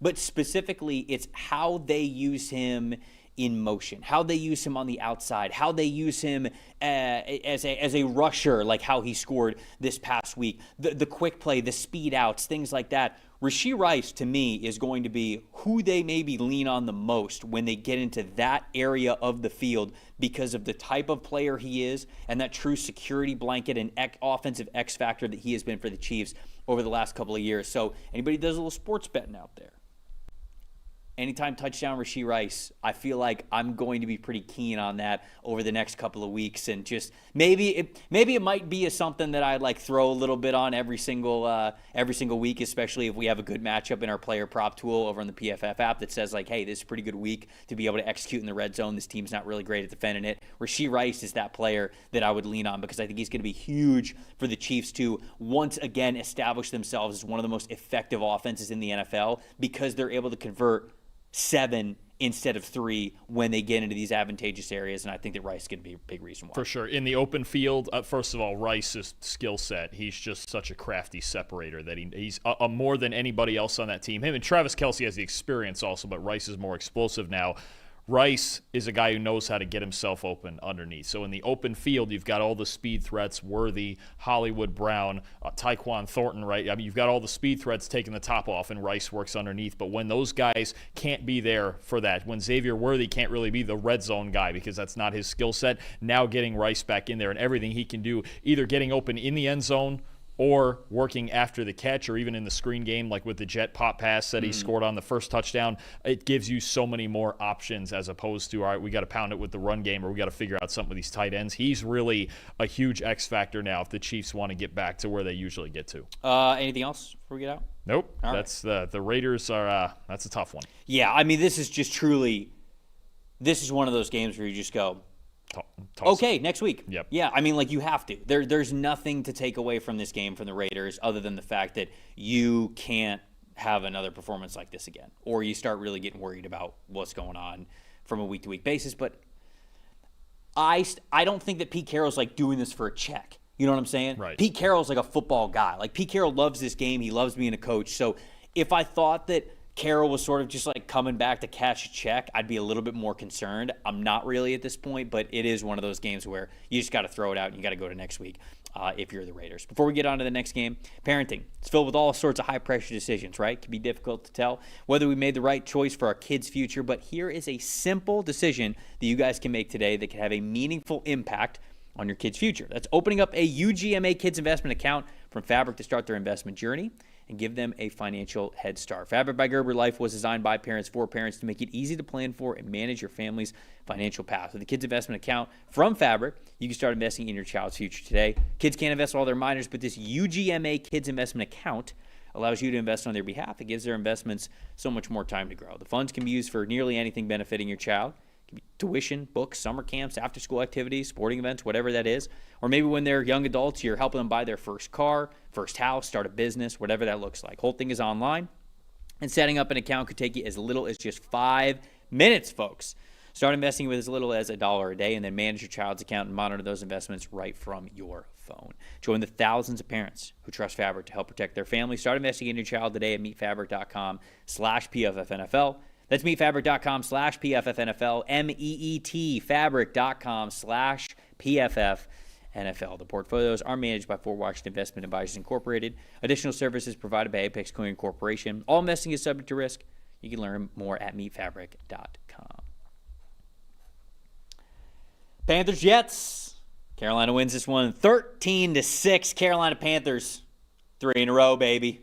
Over 500. They're rolling 4-3. 4-3. Feeling good. They're on the heels. Got a road win Of the Tampa Bay Buccaneers right now. See how, second place Carolina. I didn't even what I'm think about saying. it. Wow. If Tampa loses against the Lions, which of course they're not, but if they do, Carolina's 1 game back. 3 weeks ago, they had people quitting podcasts, fan podcasts, because they were so bad. Now they're on a 3-game win streak. They're 1 game back from the NFC South. Kind of rolling. 13-6. Final score in this game. Top 5 graded players that we had for the Carolina Panthers. A lot of defense. Defensive tackle Derek Brown at the top of the list, 85.8. Cornerback J.C. Horner, 74.9. You love to see. Probably should be an 84.9 there. Maybe I typed that in. All right, 84.9. I was second there. I was going to say, you love to see the young defensive stars at the top, and it's even better if Dalton could type correctly. Just kidding. It's been a long week. Offensive tackle Ike Ekwonu, an 81.2. Maybe it was a Taco Bell that got in the way. Oh, we'll see that. Cornerback Mike Jackson, 80.8. Wide receiver Xavier Legette, leading receiver in this game, 76.6. Bryce Young, 58.4. On the Jets side of things, defensive tackle Quinnen Williams, an 84.7. Cornerback Sauce Gardner, 78.9. Cornerback Azareye'h Thomas, a 75.9. Cornerback Brandon Stevens, a 75.4. Linebacker Jamian Sherwood, a 72.3. Number 5 to round things out for him. And then Justin Fields, benched at halftime, replaced by Tyrod Taylor. Not so sure we see him again, unless I missed a press conference in which Glenn said he'd go back in there at some point. Fields, though, a 38.9 overall grade. Stats told the story, Dalton. I'll start with the Jets offense in the sense of, okay, they come into this game with obviously a struggling quarterback in Justin Fields, and they play this game without Garrett Wilson. So you're throwing to guys like Alan Lazard and Josh Reynolds and Tyler Johnson. If the Jets were going to win this football game, they'd have to run it. The problem is they had no explosive runs in this game against the Carolina run defense that has been inconsistent, better than last year for sure. Obviously, when they were one of the worst run defenses in really the history of the league. But the Jets had to run the football to win this game, and yet they had no explosive runs. They had a 47.5 run blocking grade. The Panthers, solid 68 run defense grade. Honestly, for their standard and what they're trying to improve upon, that's really solid. Nothing wrong with that. But I'm curious as to why the Jets, in a relatively close game where they were down by no more than 10, just like you had with Jacksonville, they only called 15 run plays the entire game. 2 in the second half in a game where they were not down by any more than 13-3. It just now it's starting to feel like this Jets offense is just going through the motions, honestly. I think there was a little more of a they tried to get in more, I think, 11 personnel and run out of more spread formations this week when they did, as opposed to kind of giving it away like I was talking about in the Denver game last week. But it's hard for them to score points anyway. But if they're not going to run the football as the design was coming into the year, then I don't really know how they could. And that's why this game ended up 13-6. And that's if you're on Aaron Glenn's side here. That's kind of the sad part because their defense for 2 weeks has been pretty darn good. They've given up 13 points in each of the last 2 weeks. Jermaine Johnson came back, has been making a big impact, I think, on the rest of the defensive line. And Carolina, props to them because there's not a whole lot of defensive games that they've been winning over the past couple of years. And to go up there with Bryce Young spraining his ankle, with Teteroa McMillan not having a huge day because he had Sauce Gardner shadowing him for the most part, they found a way to win. It starts with their run defense, although they didn't have to face a ton of rushing plays from the Jets. Carolina just that's all you can say really is there was one threat that the Jets had really is Breece Hall and maybe Justin Fields' legs. And Carolina, when they did see it, mostly shut it down, and the Jets just kind of quit on it in the second half. Yeah, I mean, Carolina had the 16th best EPA per play this week, and they still won the game. And not that that's like a terrible EPA per play, but a negative EPA per play overall on the day is not a great overall offensive output.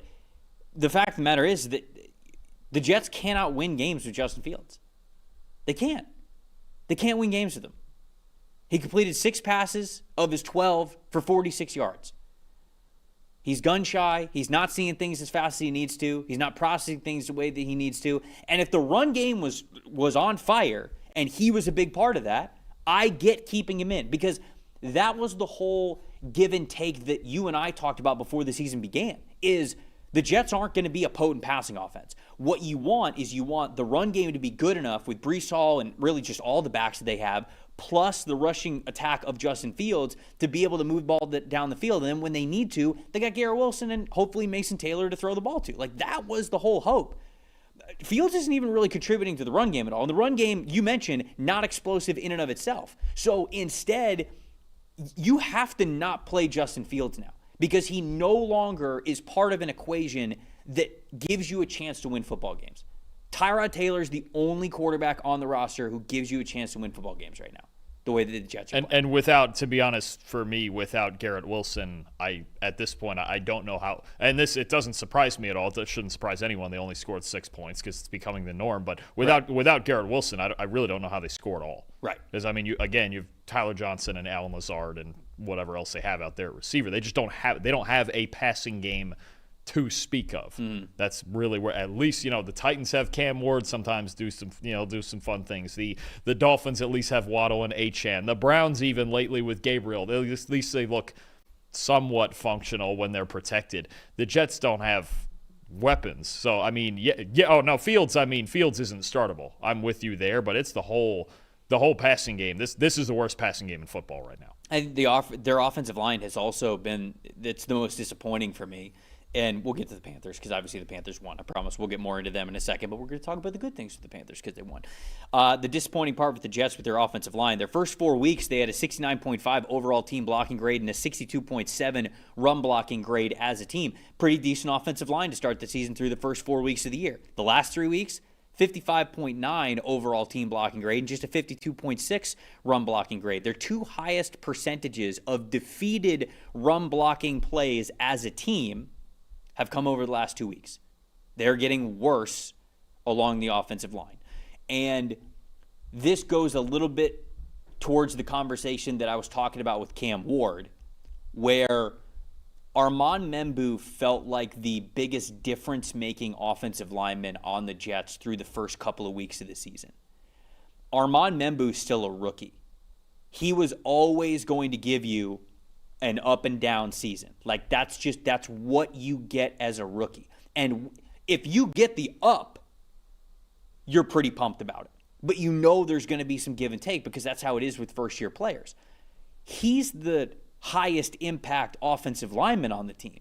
So when Armand Membou has a bad game, there's nobody picking the rest of the group up. And I think that's a big issue for them right now, and that's what's been exposed over the last 3 weeks, is that when he has subpar games, it feels like there's just not really anybody who's consistently making a difference on that offensive line. And again, just like Denver last week, Carolina did it a little bit because they have it in their defense. You're going to stack up front. I mean, that's what you're going to do. Right. You're going to stack up front. You're going to put 5 defensive linemen out there, and you're just going to match it up and go, throw it over our heads because we know you can't. We know for a fact you can't do it. That's where it's at right now, and that's where with the Jets, maybe, look, there's weeks we've seen the last couple weeks their defense has been spunky. They've been playing better, especially up front on the defensive line, but as not a high bar you have to clear offensively if you're an opponent of the Jets that right now, because they are as one-dimensional as it gets, and in games like this where they get away from the one dimension that should function, then again, this is why they scored 6 points. And the Panthers, credit real quick here to the Panthers defense as well, because we're going to talk about several guys here, but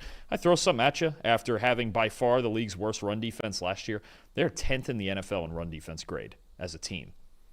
There was going to be two factors that made the Panthers significantly better this year. Was a full year of Bryce Young being solid like he was the second half of last year. And he's got rumors that he has a high ankle sprain and might miss this next game against the Bills. We might see Andy Dalton for the full week next week against Buffalo. But they needed this front seven to be better. With Derek Brown healthy, if you want to get into that right now, this front seven is a lot better than last year, especially in the run game. Most impressive.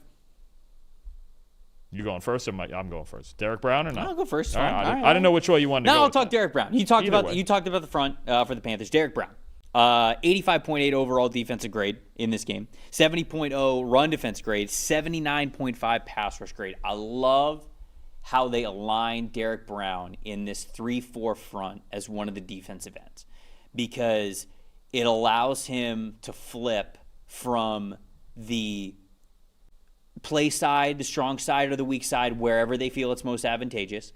They can align him in different gaps. They can have him be a 5-technique defensive end at times. They can have him be a 4-eye. They can kick him inside closer to the nose tackle and have him as more of a 3-technique defensive tackle. They can get so creative with where they line him up because he has that strength, he has that speed, and let me tell you, he played so well against double teams in this game. He had so many opportunities to take on double teams and rip by one guy or try to split it or just hold it as best he can, and he did a fantastic job. That's the sign of an all-around great defensive lineman, somebody that has alignment versatility, that can take on double teams, and then when you give him the opportunity to have single blocking situations or let him pin his ears back, he gets in the backfield. He had 2 sacks in this game. He was really good in run defense, like I said, as well. I just think that Derek Brown is one of the most talented defensive linemen in the NFL, and he's playing like it for the Panthers this season. Agreed. And we mentioned this in the offseason of all the acquisitions they made on this defense, and it was a lot. The biggest one was getting Derek Brown back from the injury last year. That was the 100%. Biggest one, and you're seeing it now. Now you're really seeing him after kind of a couple warm-up weeks early in the year. Now you're seeing him play like the superstar that he is. And the other two guys that played like superstars were the Panthers' outside cornerbacks in this game. J.C. Horn, Mike Jackson. I want to give credit to both of them. Look, not the most difficult assignment against this Jets receiving core without Garrett Wilson, but that's why you go out there and play dominant football. Horn, 86.5 coverage grade, 2 interceptions. Jackson, 86.3 coverage grade, 2 forced incompletions. If you're going to get a good matchup, you might as well dominate it. Those two guys on the outside did. You know what, to be honest with you, I think in general that's just kind of an underrated cornerback duo anyway. Horn obviously makes the big money, and a lot of people know him, right? But even Mike Jackson is just the second guy. He did a pretty good year last year. You could do a lot worse at corner than the Panthers do with those very two guys. Clearly with how they played this week. With how they played this week for sure. Very clearly, yes. You could certainly do a lot worse than the Panthers have at corner. So, no, this defense is very quietly, it's getting better. And I think that was a big thing obviously the standard last year was so low that almost anything could be better, but it's nice to see that some of those acquisitions and Derek Brown returning are really starting to round this into at least a solid unit. Dolphins and the Browns. Cleveland wins this game 31-6. Yikes. I think the Browns have a phenomenal defense. Maybe the best in the NFL. But 31-6, that's a tough showing for the Miami Dolphins. There's no way around it. But let's talk about Cleveland. Let's talk about the top 5 graded players that we had in this game because they played very well, like you would expect, especially on that defensive side of the ball. Safety Ronnie Hickman Jr. at the top of the list with an elite 92.3, edge rusher Myles Garrett with an 85.5, edge rusher Alex Wright an 84.3, defensive tackle Mason Graham a 79.0, linebacker Devin Bush a 78.0, and then Dylan Gabriel in this game 47.6. They just didn't have to do a lot in this game in order for them to win it. On Miami side of things, defensive end Bradley Chubb with an 80.4, safety Ashton Davis a 75.8, linebacker Jordan Brooks a 72.7, linebacker Terrell Dodson with a 66.6, offensive tackle Larry Borum with a 65.2, and the Tua Tagovailoa in this game a 28.6. My stat that told the story here, Dalton, Miami doesn't have any threats. They don't. I love Jalen Waddle. He's not enough for this offense. To me, if you stop Devon Achane, you stop the Miami Dolphins. That's pretty much it. And Achane even had a big explosive play in this game. Yeah. And still. One's not going to be enough. But right? you know what I'm saying? If you stop Devon Achane, what do the Miami Dolphins have without Tyreek Hill? And I pointed this out a couple of weeks ago when Tyreek Hill got hurt. The EPA per play throwing to Tyreek Hill versus anyone else was so starkly different for this passing offense that taking Hill away from him, they don't have anything. Tua is still very predictable and really struggled throwing over the middle of the field in this game. 2 of his 3 turnover-worthy plays? Did he get 3 turnover-worthy plays? I believe it was 3. Or maybe it was 2. Either way, I should say, over the middle of the field, it's one of those spots where he just goes. No, he did have 2. It was both of those. Both of those. 3 interceptions, 2 turnovers. 2 of them were turnover-worthy plays. It's plays where he hikes it, has his eyes go one way, but the whole point is I'm going to have my eyes go this way, the defense is going to flow this way, I'm going to look back over the middle, and boom, the ball is going to come out immediately because I know what I'm seeing pre-snap. That's the whole point of what's going on offense for them. At least that's what I think that they're trying to execute here. And Tua keeps trying to execute these plays, but defenses are no longer falling for it. They're like, no, this is what's going to happen. And there were too many times where defenders were perfectly in place for exactly where they knew the ball was going, whether he was looking there the whole time or not. This offense just does not have a lot of threats. Tua right now, he is at a career low average depth of target of 2.7 yards. It's not explosive. It's not a threat. And if you stop Devon Achane, that is all the Miami Dolphins have at this point. Honestly, for me, even simpler than that, and this has been a bigger problem with the Dolphins even when healthy and in past years, when it was starting to be rumored that it was going to be pouring rain and possible 35, 40, 50 mile an hour winds or whatever, the Browns are winning this game. The Dolphins have never been built to get through conditions like that, because if you're going to get through a pouring rain game and it's going to be ugly weather, cold weather, whichever you prefer, you got to be good in the trenches. You got to be physical, and this is a team built on speed. And let's just say it for what it is. Tua's never succeeded in those conditions. In cold weather games, in rainy games, and things like that. He just can't throw the football through all that. So then you look at the Browns and you go, yeah, they have Dylan Gabriel, so it's essentially pretty close to the same thing, right? But at least they've gotten the run game going a bit with Quinshon Judkins, and you have this defense that's by far the best unit on the field of either of these teams. I didn't think 31-6 would happen. I had the Browns winning. I didn't think it'd be 31-6, but this is the type of game the Browns are going to win. And then you look when you're trying to, and listen, every other Friday in St. Pete used to be like this. You know how it rains every 4 hours down there and it's pouring all the time. You go into one of these pouring rain games, right? And you go, sometimes you're looking at it as a coach and just going, well, every play you don't fumble is a good play, even if we get nothing on it. If we have to punt it away and just keep playing back and forth. That's not a very good bar. Well, no, but in those games where it's just torrentially downpouring and the weather's awful, you're just looking at it going, which one of these two teams is going to screw it up first? That's what you're looking at in games like that. And look, it was the Dolphins in this game. 4 turnovers that led to 21 Browns points. This game ended at the Tyson Campbell pick 6. It was 17-3. That game was over. You shut it off at 17-3. Yeah. Dolphins fumbled 6 times. They're lucky they recovered 5 of them. And on top of it, they had 103 penalty yards. I mean, they just weren't. One team, a lot of times in these games, especially with 2 bad teams, when you get these ugly weather games, one team is just going to screw it up more than the other, and the scale was way one way. Yeah. And the Dolphins were when that weather report was announced that was going to be what Sunday looked like. The Browns were winning this game. It favored the Browns. It's heavily favored, especially with their defense. And again, a team for the Dolphins that's always been built on speed, you lose that in those conditions. So the Browns defense, that was my most impressive. 90.1 overall defensive grade. I mean, they remain one of the most impactful defenses, if not the best defense in the NFL with how they have played throughout the first 7 weeks of this season. 84.0 run defense grade, which, like I said, I think they very clearly were saying we're going to hunt the middle of the field and we're going to make sure that Devon Achane doesn't beat us. But he couldn't throw it more than 15 yards in those conditions. Right. He just can't. Right. And so they did a better job hunting given what that game was always going to be. And so hats off to Cleveland once again for having a great defensive performance. Yeah. Anything else? Shout out their defensive line specifically. Just Mason Graham, highest graded game of the year for him. Myles Garrett, great as always. Alex Wright. I mean, you just got this defensive line. Shelby Harris, Malik Collins, just monsters. It's such a problem playing the Browns, even despite their offensive struggles, especially going into Cleveland to face this defensive line. They can give anybody trouble. Colts and Chargers. Colts fans, here we go, baby. Another victory. Another convincing victory. 38-24. I mean, this team is absolutely rolling. Look, the Tampa Bay Buccaneer fan in me would hate saying this, but I don't know how you don't have the Colts as the number one team in the NFL at this point. Only team that's 6-1 for at least a few more hours. I know, but thank you. But just the way that they, especially to start the game, right, dominate their opponent. Shane Steichen, man, just doing an unbelievable job. We'll dig into that, obviously, a little bit more here.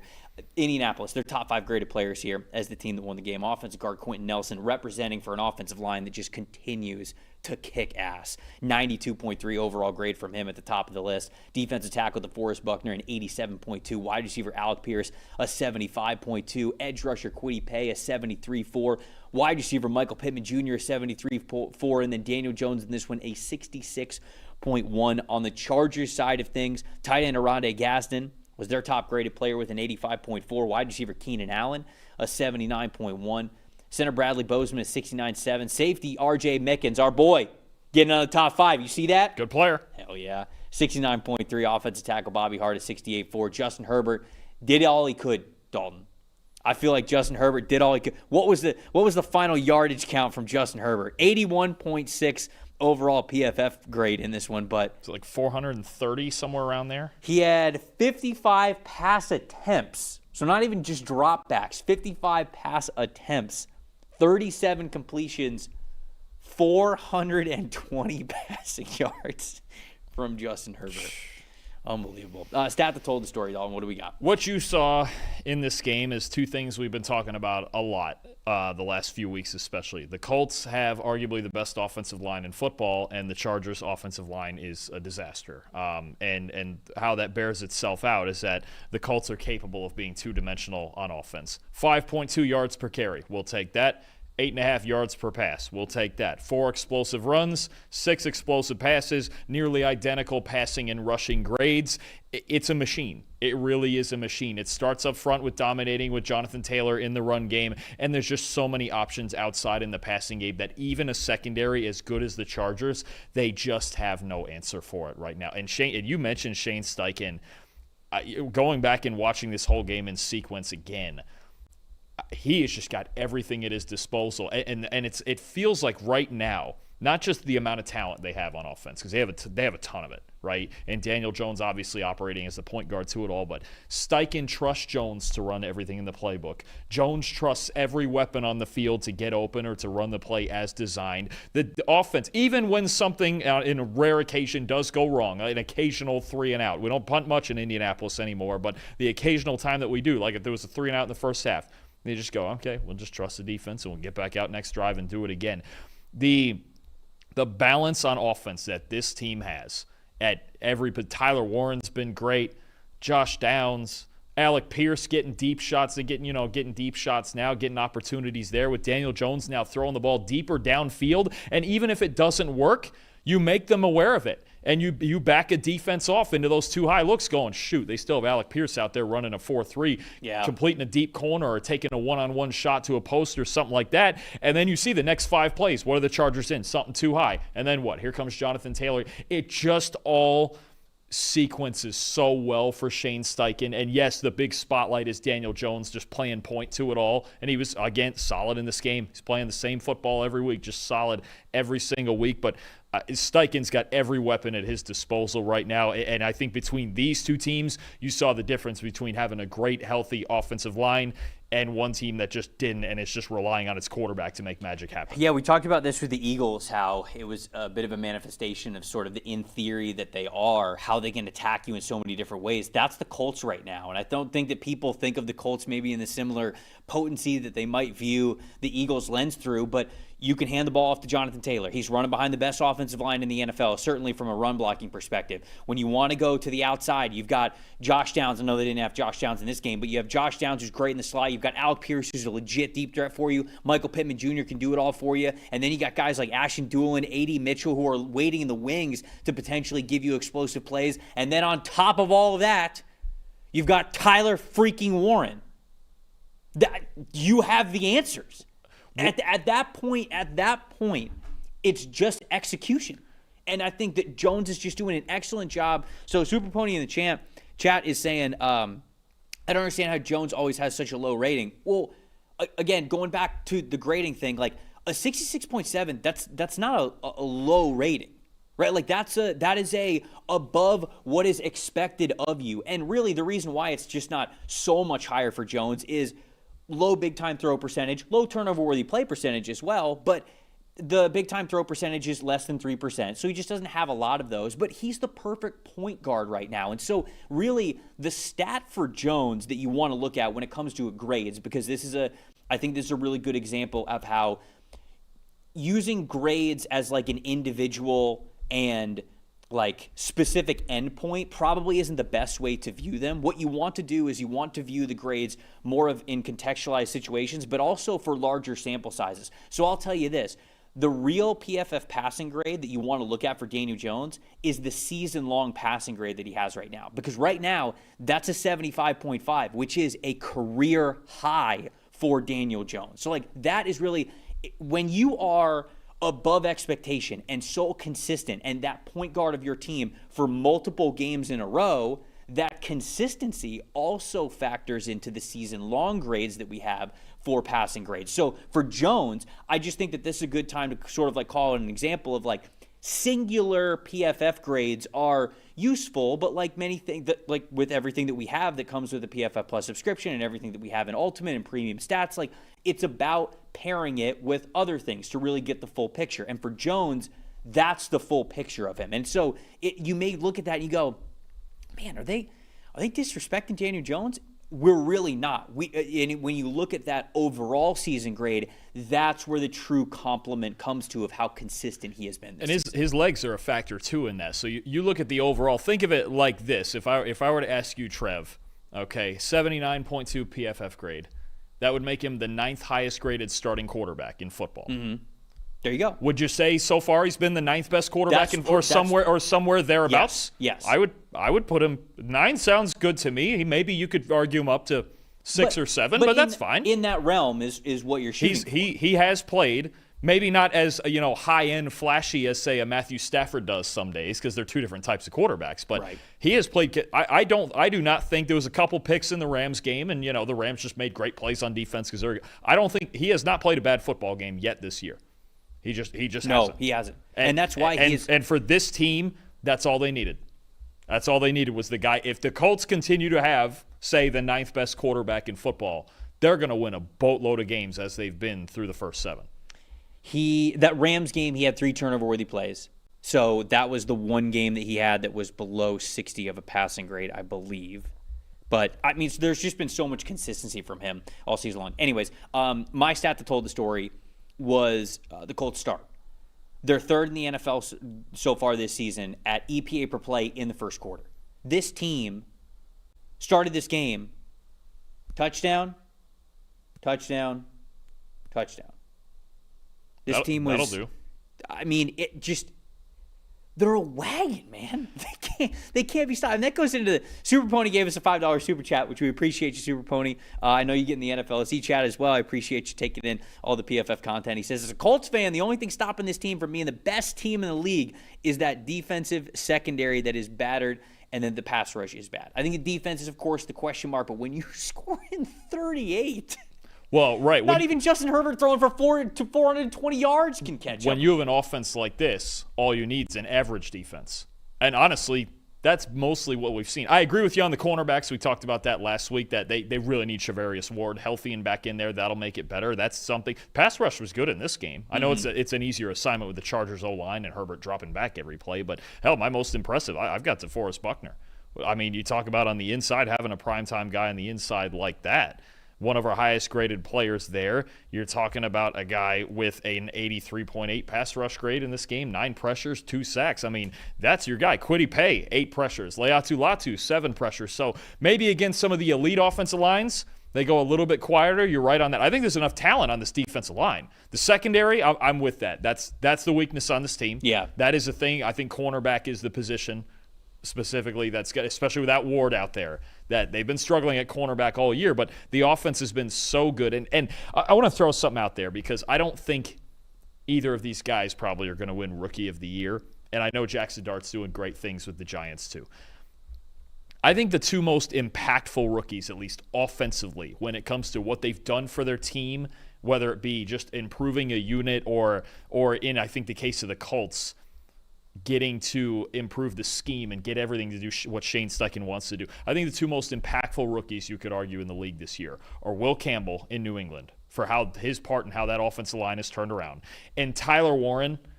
And we knew he was a perfect fit for this is why the Colts ran the card in, because they knew everything they wanted to do with him when they drafted him. When you look at him as a run blocker, when you look at the diversity and where he can line up in the formation and how many different ways he can catch the football. I mean, just watch the Penn State tape, and Shane Steichen goes, yeah, I'm going to do all of that. I think we seen him once or twice at quarterback this year? I think we have. He'll put him in the backfield at fullback, too. He's been lead blocking. Tyler Warren, I think beyond the box score yardage totals, he probably won't win Rookie of the Year, but he has been so impactful to just everything that Shane Steichen can do in this. He's everything Shane Steichen could have asked for. And I think that's something, and this is a team that likes to be in 11 personnel a lot, but when you have a tight end like Warren who can do everything and can just be that one tight end that does it all, you can do that. And that's why, again, this team looks like, I was just going to say before, you mentioned and Shane Steichen and doing all these things. Granted, I don't know that they're getting this far, but does this offense not look a lot like he had it running when he was in Philadelphia? Yeah, I mean, from an efficiency standpoint, for sure. And he's got the O-line to be able to do what he wants to do, which was my most impressive in this game. Going back to the first quarter stuff, 91.3 run blocking grade in the first quarter. Obviously, they made it look easy with 3 straight touchdowns there to start the game. 77.3 impact run blocking percentage in the first quarter. Impact run blocking percentage is not just like, because again, a little bit of a peel back the curtain and like how the grades work.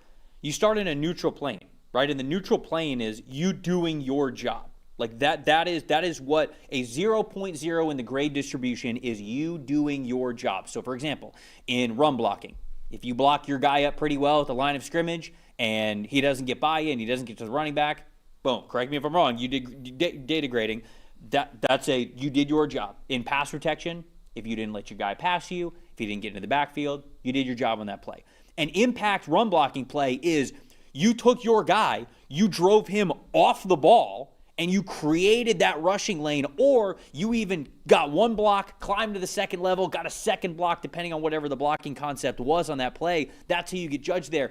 77.3% impact run blocking percentage is insane. Yep. That goes back to what I talked about last week, where you watch this Colts offensive line right now, and it looks like a professional dance team where every single step is in unison. Every single step and movement has chemistry to it and purpose, and it's exactly towards a single goal. It's a thing of beauty to watch. So their offensive line is just, once again, it's teach tape, it's appointment viewing. That's why the Colts are as good as they are. Yep. Most disappointing for me was the Chargers in the run game. I know they don't have Omari and Hampton in this one. They're down a bunch of starting offensive linemen. It's always going to be tough for them, but 23 yards on 20 carries for Haskins and Vidal. It's just right now they just can't. Right, that's the thing. It's like that's that's why Justin Herbert's got 55 passes. You're on your third and fourth running back, and I don't know how many offensive tackles. Injuries are really just the most disappointing thing for the Chargers. Pretty much, yeah. That's pretty much where that's at. Anything else? Nope. Move on? All good. Offensive line play still matters, Trev. Matters more than ever. Never went away, folks. Giants and Broncos, your favorite game of the week. What a wild roller coaster. Could have watched this game the way that I did with you in the room as we were all watching it yesterday. Just an honestly asinine football game. There's nobody more pissed off about the poor football that happened in this game in the fourth quarter than this man sitting next to me. So I can't wait to ask him what was your stat that told the story here. But before we get to that, the top 5 graded players that we have for the Denver Broncos who got the dub here on Demaryius Thomas Day. So you love that feel-good part of it. You really do. Offensive tackle Mike McGlinchey, an 85.3. Linebacker Justin Sternad, an 83.2. Offensive guard Quinn Miners, a 76.8. Wide receiver Marvin Mims Jr., a 76.1. And then offensive tackle Garrett Bowles rounded it out with a 73.8. Bo Nix in this one, a 68.1. On the Giants side of things, cornerback Cordell Flott, an 89.7. Defensive tackle Dexter Lawrence, an 83.0. Wide receiver Wan'Dale Robinson, a 75.9. Offensive tackle Andrew Thomas, a 70.5. And the defensive tackle Roy Robertson Harris, a 68.9. Jackson Dart in this game, a 49.1. Dalton! What was your stat that told the story? I think more than any one stat, because the Broncos just did it again to a greater extent than they did in Philadelphia. This game just turned into complete nonsense. Complete nonsense. I mean, starting from the Troy Franklin deflected touchdown to the Theo Johnson deflected touchdown to the Jackson Dart interception to what else am I missing in there? Just Denver being back in the game, to the PI that basically gave the Giants a touchdown. Oh, my gosh. Missed tackles. No, it was the roughing the passer before the PI. Oh, the roughing the passer, and then the PI. So much happened in the last, 10 minutes of this game. I mean, 33 points in the fourth quarter is the second most ever scored in a single quarter in NFL history. Is it the most in the fourth quarter? I don't know. I know it's the second most in any I know quarter? it's the second most in any quarter. Wow. I don't even know how to describe Why does all the wacky stuff happen in the fourth quarter?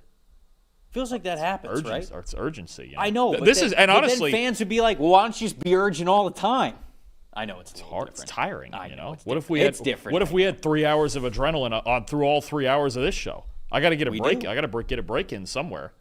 Nah. Usually the Jet game, but nah, But I mean, the Jet game gives you new life. Maybe in the draft.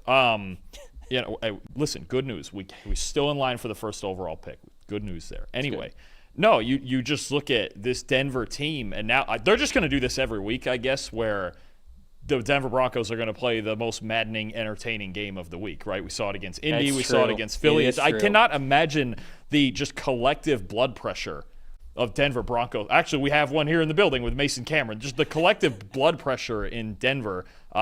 Yeah, I'm sure they have some ways to fix that. But either way, just wackiness all the way around. The Broncos. We were watching the game.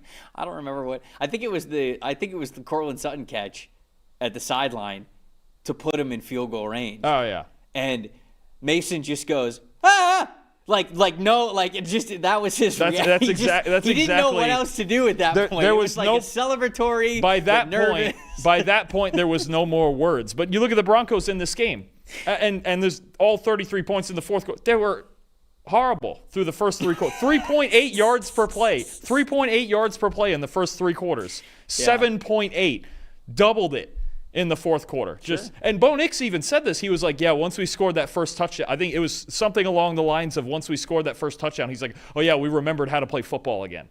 I'm like, clearly, all of a sudden, you got 33 in you in about 12 minutes. I mean, it's just what the missed extra point, forgot about that actually made the difference in this game. Yeah. Just one of the wildest, most nonsensical fourth quarters I've ever watched. I can't even say anything about the first three quarters, really. Just ridiculous. I'm not gonna lie. I don't really think that you take anything from this game.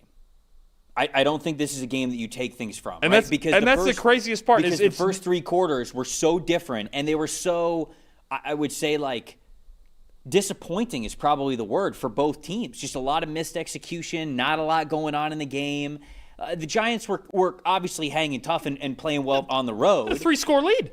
But I'm saying, once we sort of got into where anyways. I think if you're the Giants, aside from the hurt of actually losing the game, you look at the whole game once it all calms down and go, all right, we can really play here. They beat Philadelphia already. I don't think that it was a question. The Giants are better than they were a month ago, significantly. I agree. Absolutely. I mean, the Broncos, I think that's the craziest part about it is Giants. I was looking this up. Even the Giants for being up as big as they were in this game, their drive chart was punt, touchdown, punt, punt. And then they scored 2 touchdowns in a row, and now we get into the wackiness of what was the game. But the Denver Broncos started this game. Punt, downs, end of half, punt. I just think the craziest part is on the Broncos side, where you actually could realistically look at this and go, it's just another Bronco game. At this point, that's just where we're is. at with them. At this point, it's unbelievable. Like it is. Yeah. I don't want to harp too much on it. The officiating on that Giants last drive just left a bad taste in my mouth, man. I can't remember what yard line the Giants started on, but there were 49 penalty yards that, in my opinion, should not have been called. Either of them. The pass interference one against Riley Moss, certainly. He can't play it better. He cannot play that play any better. Okay, you want to be like, oh, yeah, he touched him. Of course he touched him. It's football. He got his head around. He didn't make forcible contact when the ball was getting there. He was in phase the way that he needed to. You cannot play that ball any better. And you awarded the Giants the ball on whatever it was, the 3 or 4 yard line, whatever. Like that, being a ref is such a difficult job, and I don't even like commenting on officiating. But that last drive truly took over the game. And that was, if the Giants would have won that game, I would have felt, it would have had just such a bad taste in my mouth, because not that the Giants didn't do things earlier in the game to win the football game. I'm not taking anything away from them there. But the roughing the passer call, I mean, come on, man. Like, sure, you want to say, like, oh, don't touch it. Again, it's football. I know the quarterback is protected. How are you making that call at that point in the game? Anyways, I'm going to get off of it because I don't want to talk about the refs too much. I really don't. I don't like talking about it. But yesterday, specifically on that drive, they took over the game. And they could have single-handedly decided with bad calls who won that football game. And that's where officiating has to be better. Anyways, I'm going to move on. Most impressive, Broncos offensive line. Good unit. Giants got a pretty good defensive line, right? Got a lot of stars on there. A lot of really talented players. 82.9 run blocking grade in this game from them. 76.3 pass blocking grade, only 10 pressures allowed. This is a really good performance by the Broncos offensive line. And I felt like they haven't had this is collectively, I think on paper, and they've certainly played this way in the past, a really good unit. They haven't quite played to their potential, in my opinion, consistently throughout the 2025 season. This was a great game from them. This is a really good game from them at home to play really well against a really good defensive line. I thought they did a great job there. And then most disappointing for me is just R.J. Harvey. I know he caught the touchdown, but 2 targets, 1 catch for that 1 touchdown, which meant a lot. I don't want to take anything away from him there, but 56.3 rushing grade, 4 carries, 0 yards. I just felt, and then he had was it the punt return or was it the kick return? I cannot remember. It was a kick return. Where he like fields it and he steps out at the 6. Yeah, you have to already be out of bounds if you're going to do that. And it just was not a good game from him, and I've been waiting for him to be a little bit more of a explosive and difference-making part of the offense. And he has at times this season, but I thought it'd be a little bit more from him, so it was just a little disappointing for somebody who I liked him a lot coming out of the draft. I think he's got a lot of potential, and I think he can still obviously be good, but I've got high hopes for him, and so I just felt like it was a letdown of a game from RJ Harvey. Yeah, most impressive for me. I'm actually, of all the things we've talked about, the one thing we haven't mentioned, the gas was being poured early in the fourth quarter, the first 9-10 minutes. The match got lit when Justin Stranad got the interception of Jackson Dart. Because, look, the Giants, at that point, what a play. About 5 minutes left. They're still up 10, and they have the football. Right. Even if on 3rd and 5, even if you punt it away. Right. You feel pretty good. You feel pretty good. That was the one play in Stranad, to me, actually, out of all the nonsense we saw, that was the play of this game, was him getting that interception. He was also solid in run defense, 4 run stops in this game. And he's actually a guy I wanted to mention, too, to just give him credit in general for this entire season. We haven't seen Dre Greenlaw. Right. And Stranad's been starting every week next to Alex Singleton, and he's been a whole lot better than he was last year. He kind of struggled next to Cody Barton last year and all the injuries and all that, young player.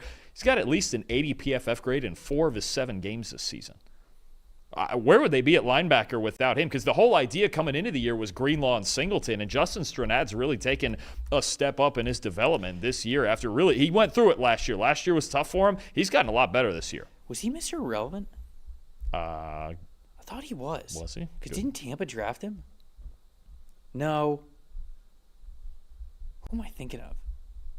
Not sure. There's No, not. he was a 5th-round pick. There's not very many of those. No. He was a 5th-round pick. Who am I thinking of?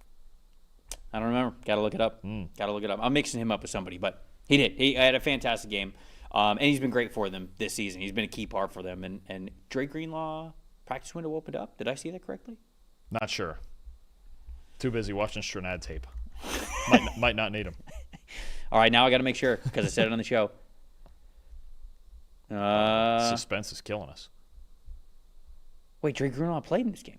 Did he play in this game? He did. I don't think he played a ton. Yeah, he played. No, I got an action shot of him right here. Oh wow. Was it his first game back then? It would have been his first game. Yeah, Okay. debut against the Giants. Because I swear I saw that. I was like, I thought he was coming back. Oh, okay. All right. Good call on that one because like I said, Singleton's been really good all year. Stranad's been really good all year. Let me see. But Drake Greenlaw getting in the mix with those guys playing well, I mean, you need a depth. You need a rotation of linebackers anyways. Absolutely. So, okay, yeah, 21 snaps in this game. Okay, yeah. there we go. So they're getting him back into the swing of things. But I love Greenlaw as well. So the linebackers playing well without him just really bodes well towards what they're able to do in the future. All right, we got 3 more games that we're getting to. But before we get to that, this PFF betting segment brought to you by our friends over at DraftKings. Dalton, question.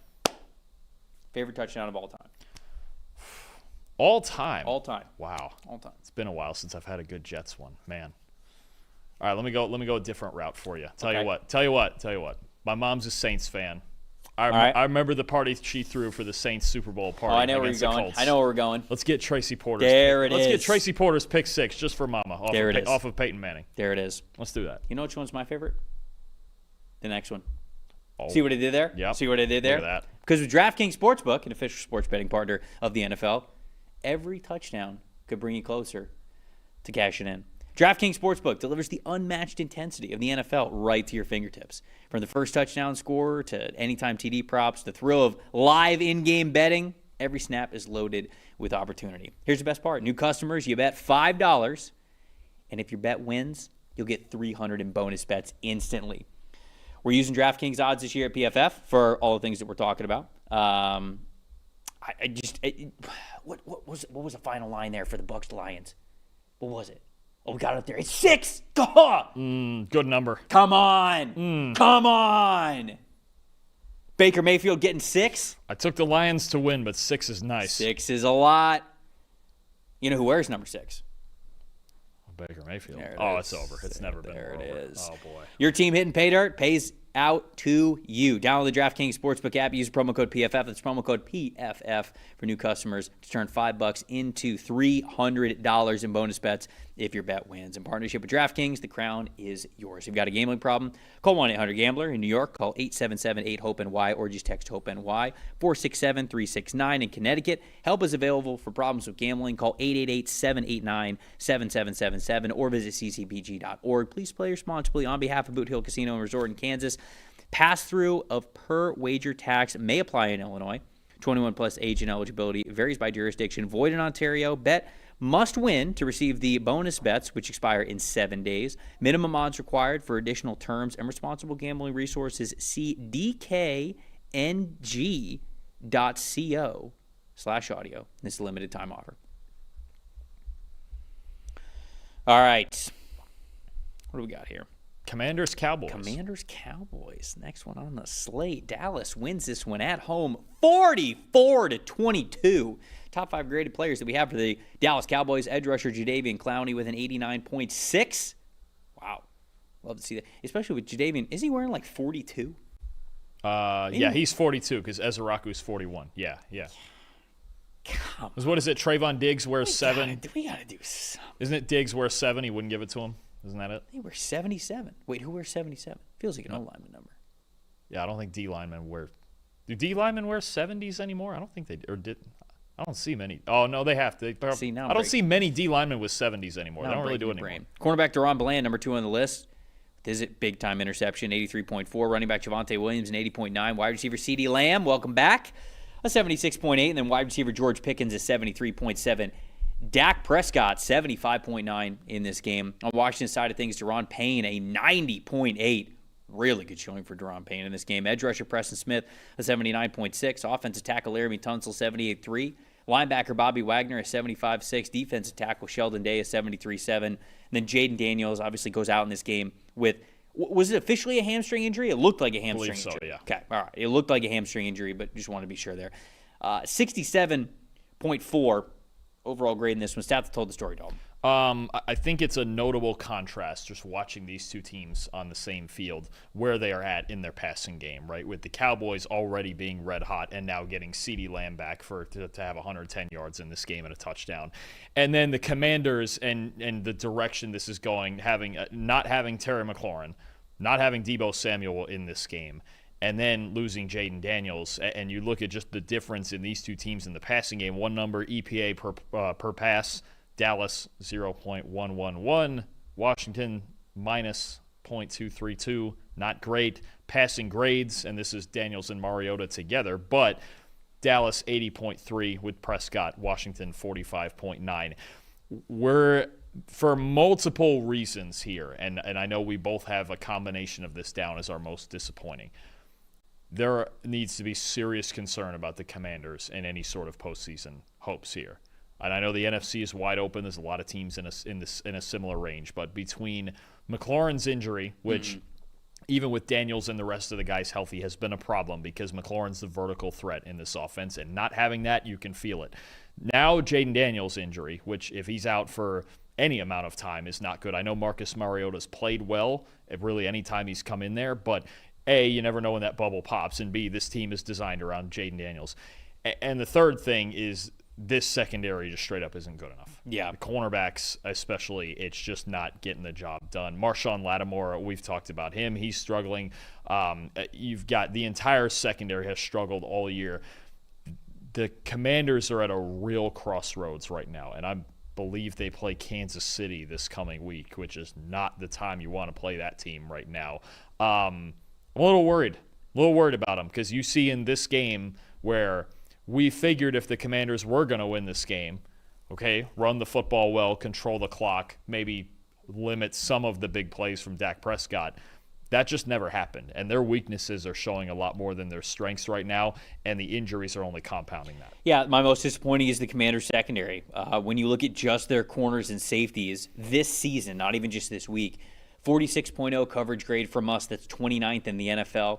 0.113 EPA per pass allowed, that's 24th, and then 1,392 passing yards allowed from just their corners and safeties. That's 31st in the NFL. Funny enough, I believe the only team with more is the Cowboys, but the Cowboys obviously didn't play worse than the Commanders did, given the situation and just how they were defending the other team's passing attack. It's a major issue for them. There's no question about it. And they trade for Marshawn Lattimore at the deadline last year. Why? Because their secondary wasn't good enough.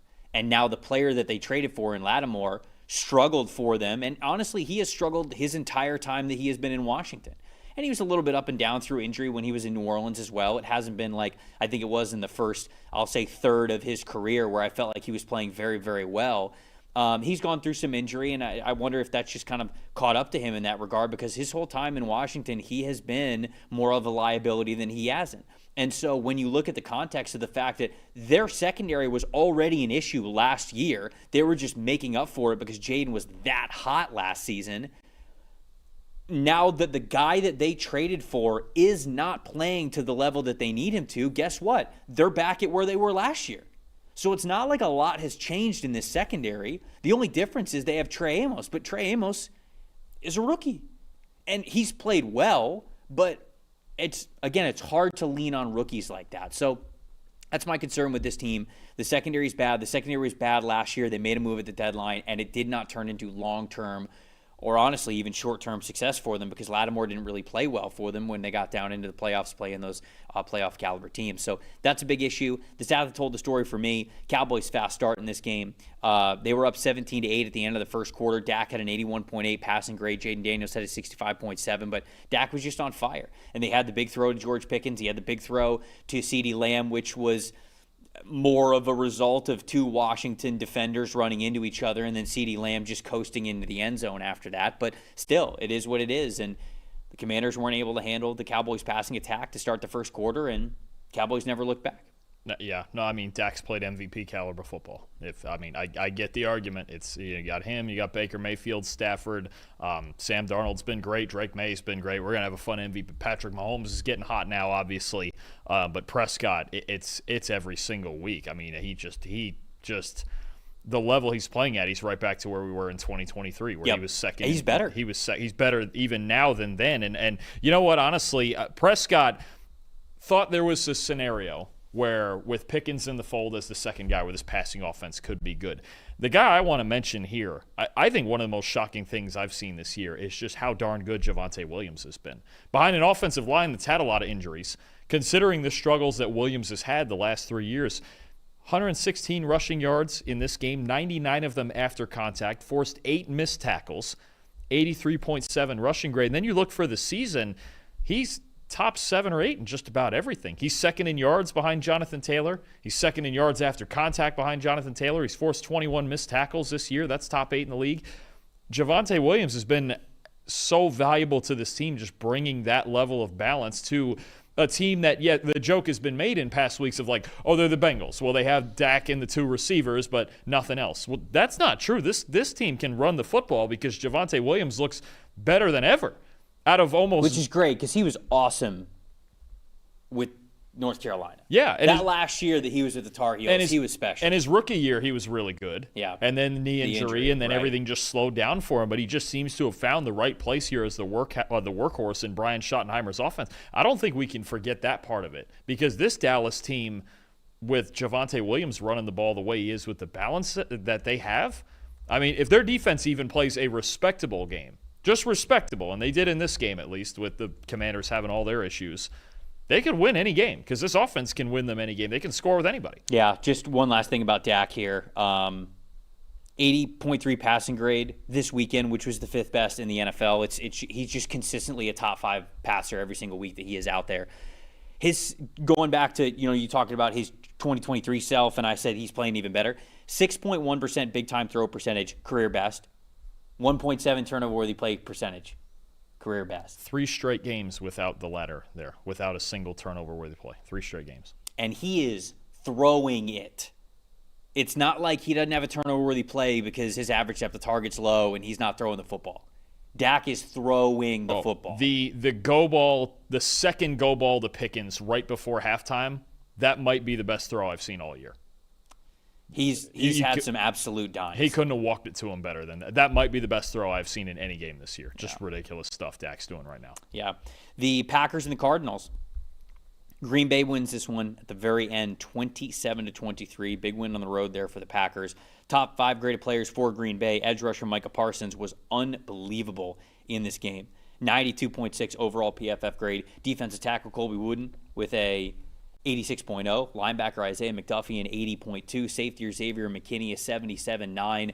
And then offensive tackle Zach Tom a 74.3. Jordan Love in this game a 53.5. And then on Arizona's side of things, their veteran defensive tackle Calais Campbell with an 82.9. Safety Jalen Thompson an 81.3. Offensive tackle Paris Johnson Jr. a 78.2. Wide receiver Zay Jones a 73.8. And then linebacker Akeem Davis Gaither with a 73.5. Jacoby Brissett in this one.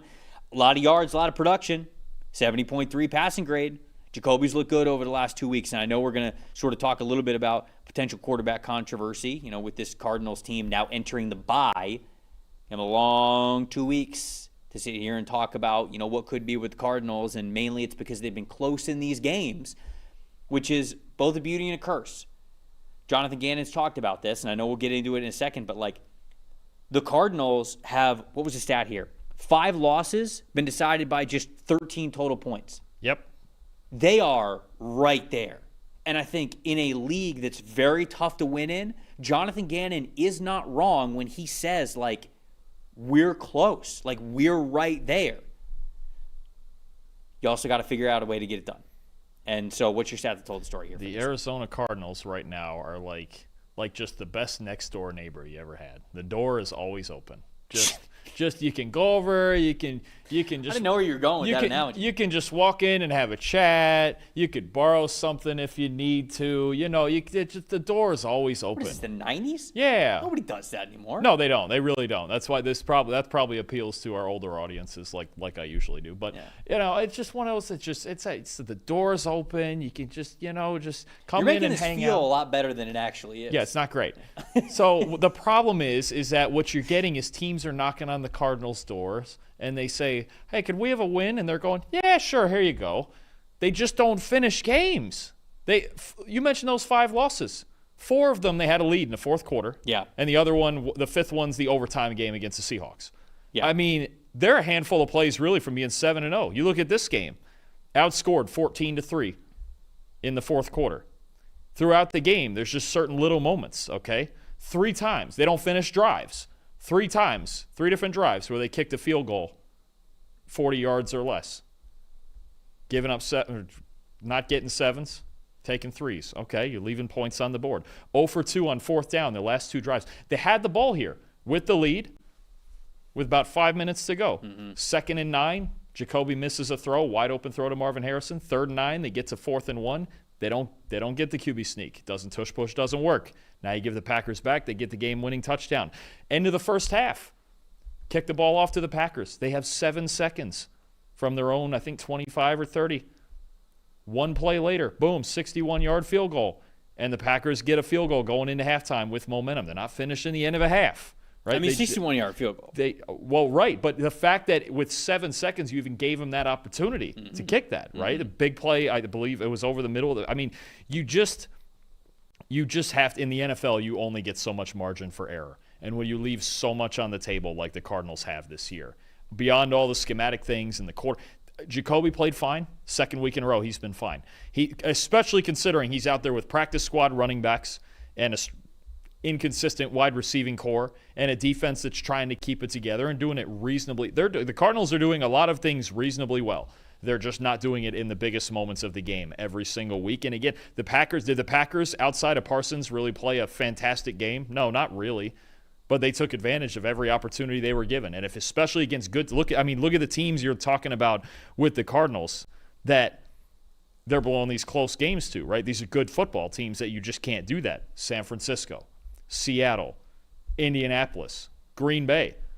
Just can't. Yeah. You can't give that much margin for error. And those to are good teams, like right? I mean, like they've played good teams this season. So it's not like they're losing and they're choking it away to a lot of teams that they shouldn't. The only thing I'll say, too, though, is that this has been every week, win or loss. Because even the Saints game, the Saints had a shot to tie. No, and I agree. The Panthers were in that game a lot longer than they should have been, right? The Tennessee game, I mean, every single week, all 7, despite being 2-5, the Cardinals have a chance to win. Yeah. And they just are finding ways more often than not to not do that. I said this 2 weeks ago, and it's only become more true over the last 2 weeks. This is the team in the NFL that I trust the least. It's the team that I trust the least when it comes to, any which way, basically. It's essentially like them being a team that has potential to be a good team. I trust them the least because, like, obviously, I trust the Jets the least. No offense, but for a team that was considered a fringe playoff team, for a team that has the talent on the defensive side of the ball, certainly, to be able to get after it every single week and to beat some good teams and to hang with some of the best teams in the NFL, this is the team that I trust the least because I just don't think that they're going to get it done because I don't think the offense is as stable as it needs to be. Certainly, the running back room with both these running backs down don't help. I've had my doubts for the offensive line going back to this offseason when I wanted them to address the offensive line more, and they did not. And it's just, however it happens, it's just a little decision or a lack of execution here and there, and they lose the football game. And that's it. And that's the best way I think I could put it is I think for 90% of these games, all of them, they're playing legitimately good football for 90%. And it's the 10%. That last 10% is where they're just where a playoff caliber teams like Seattle, like the Colts, like the Packers, where playoff caliber teams, that 10%, that's really the margin of victory in the NFL, is being on most days, not Chiefs Raiders or something like that, but on most days, that 10% better is actually what wins you games. It does not get much easier for the Cardinals here. They have a bye week, and then they are at Dallas, at Seattle, versus San Francisco, versus Jacksonville, at Tampa, versus the Rams, at the Texans, versus the Falcons, and then it's at the Bengals, and then at the Rams. That's a problem. That's several problems. Off the top of my head, not pretending to know every single schedule in the NFL that's remaining, you'd be hard-pressed to find a harder one than that. I bet that's the hardest remaining schedule in the NFL, and they're sitting here at 2-5. I think that this team's got a legitimate chance to be picking in the top 10. So, my most impressive in this game, Trey McBride, looks great. You're correct. Number 1, by the way. Yeah. Yeah, Figured with that. No way that it was going to be worse than that. That was a gauntlet. Who's got the easiest by a pretty good margin? Just throwing the still getting side topic here for fun. Who's got the easiest schedule in the league according to these numbers, win percentage, things like that? Who is the easiest remaining schedule? Is it the Colts? No, they're like middle of the pack. Oh, okay. It's not Tampa's, is it? No, they're down there, top 8. You want okay, one more? Tough. One more. Take one more crack. Oh, Patriots. Yeah. There you go. I needed that one last crack. There we go. They're where they're at. And they still have 2 Jet games and 1 more Dolphin game. Yeah.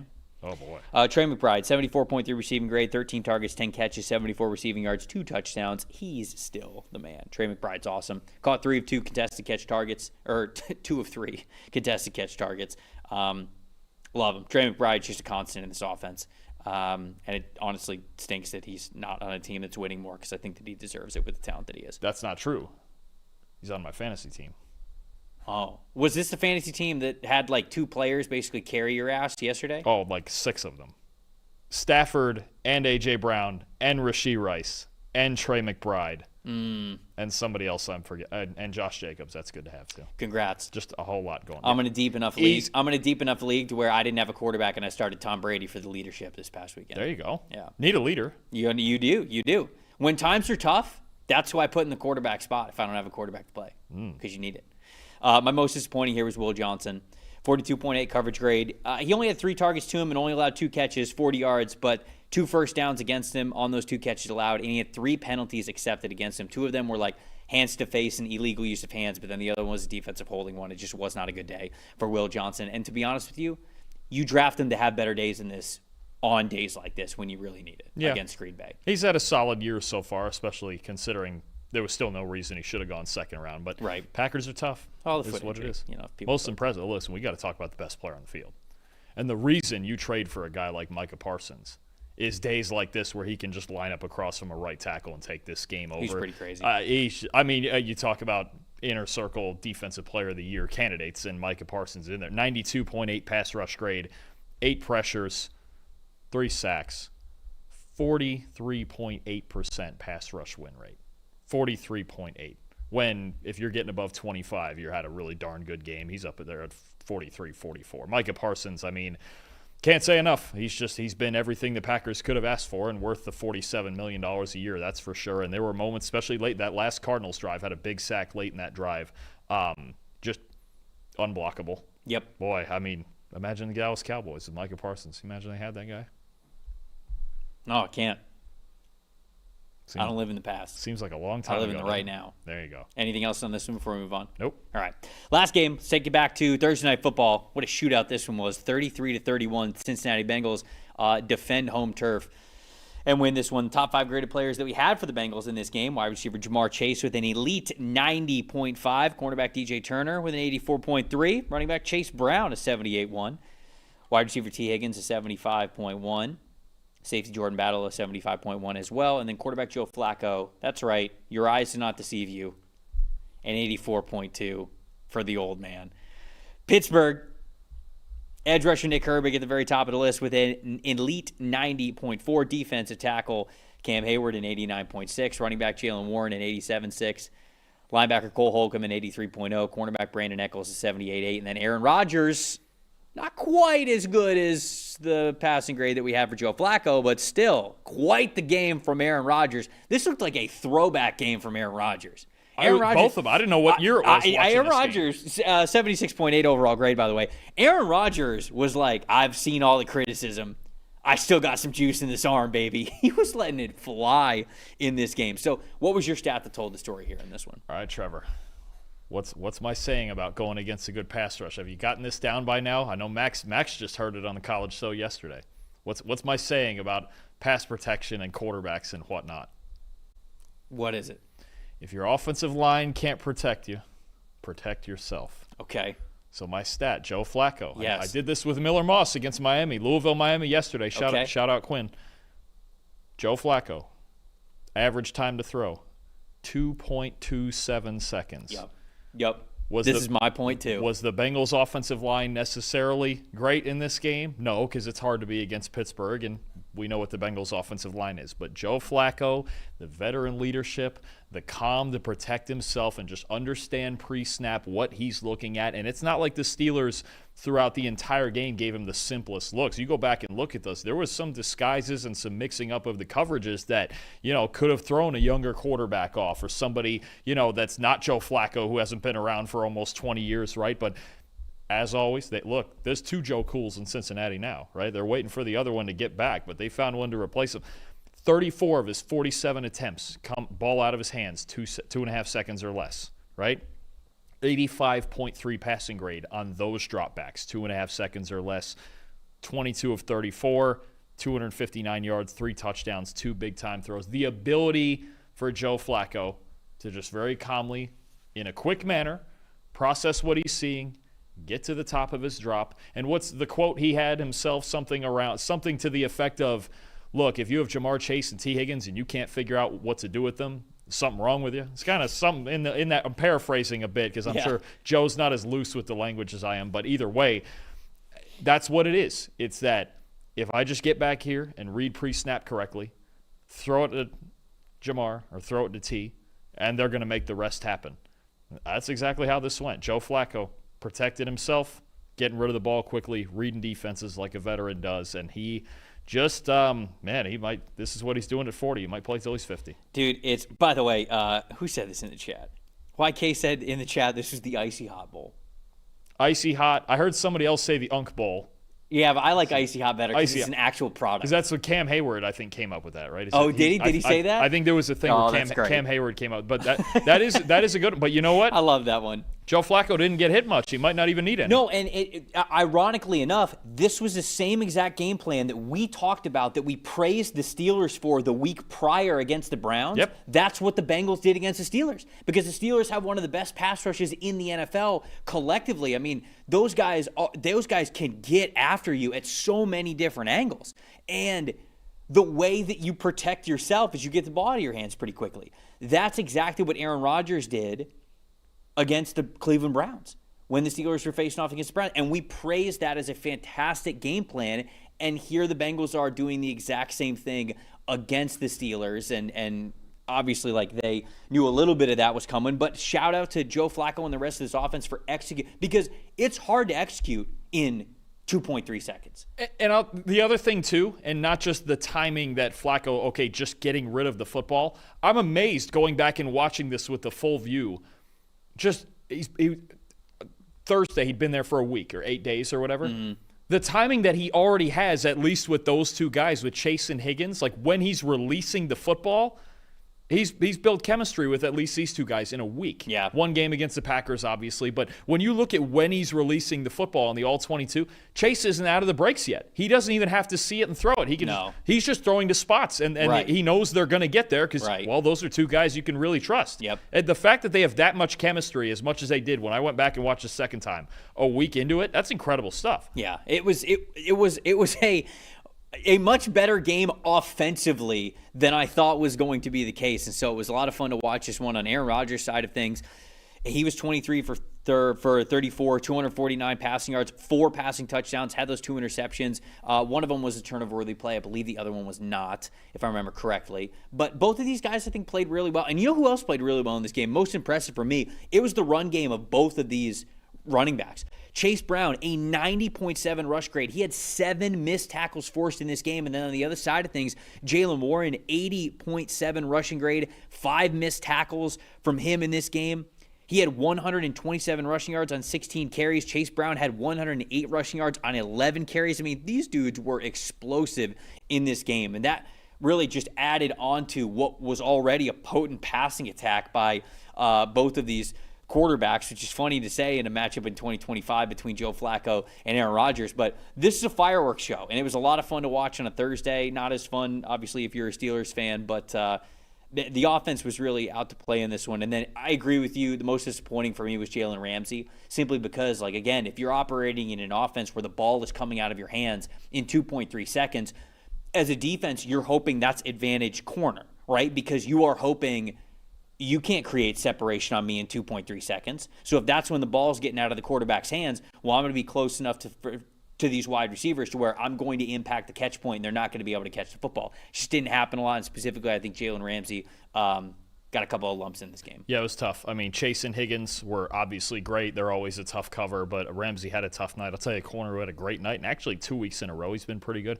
How about DJ Turner for the Bengals? You just mentioned the Aaron Rodgers interception that wasn't a turnover-worthy play. The reason it wasn't is because it was actually a darn good throw, and Turner just found a way to fight it away from DK Metcalf there on the sideline. That was probably the best individual play that I saw all night. DJ Turner, 88.8 coverage grade. That interception, another pass breakup. He gave up 2 catches for 43 yards, but those 2 catches came within the first 3 plays of the game. He did not allow another catch the rest of the night. He's been really good the last couple weeks for Cincinnati. And look, we know with the Bengals, any defensive talent they can find that's consistently playing well is good news. Right now, that's DJ Turner out at corner.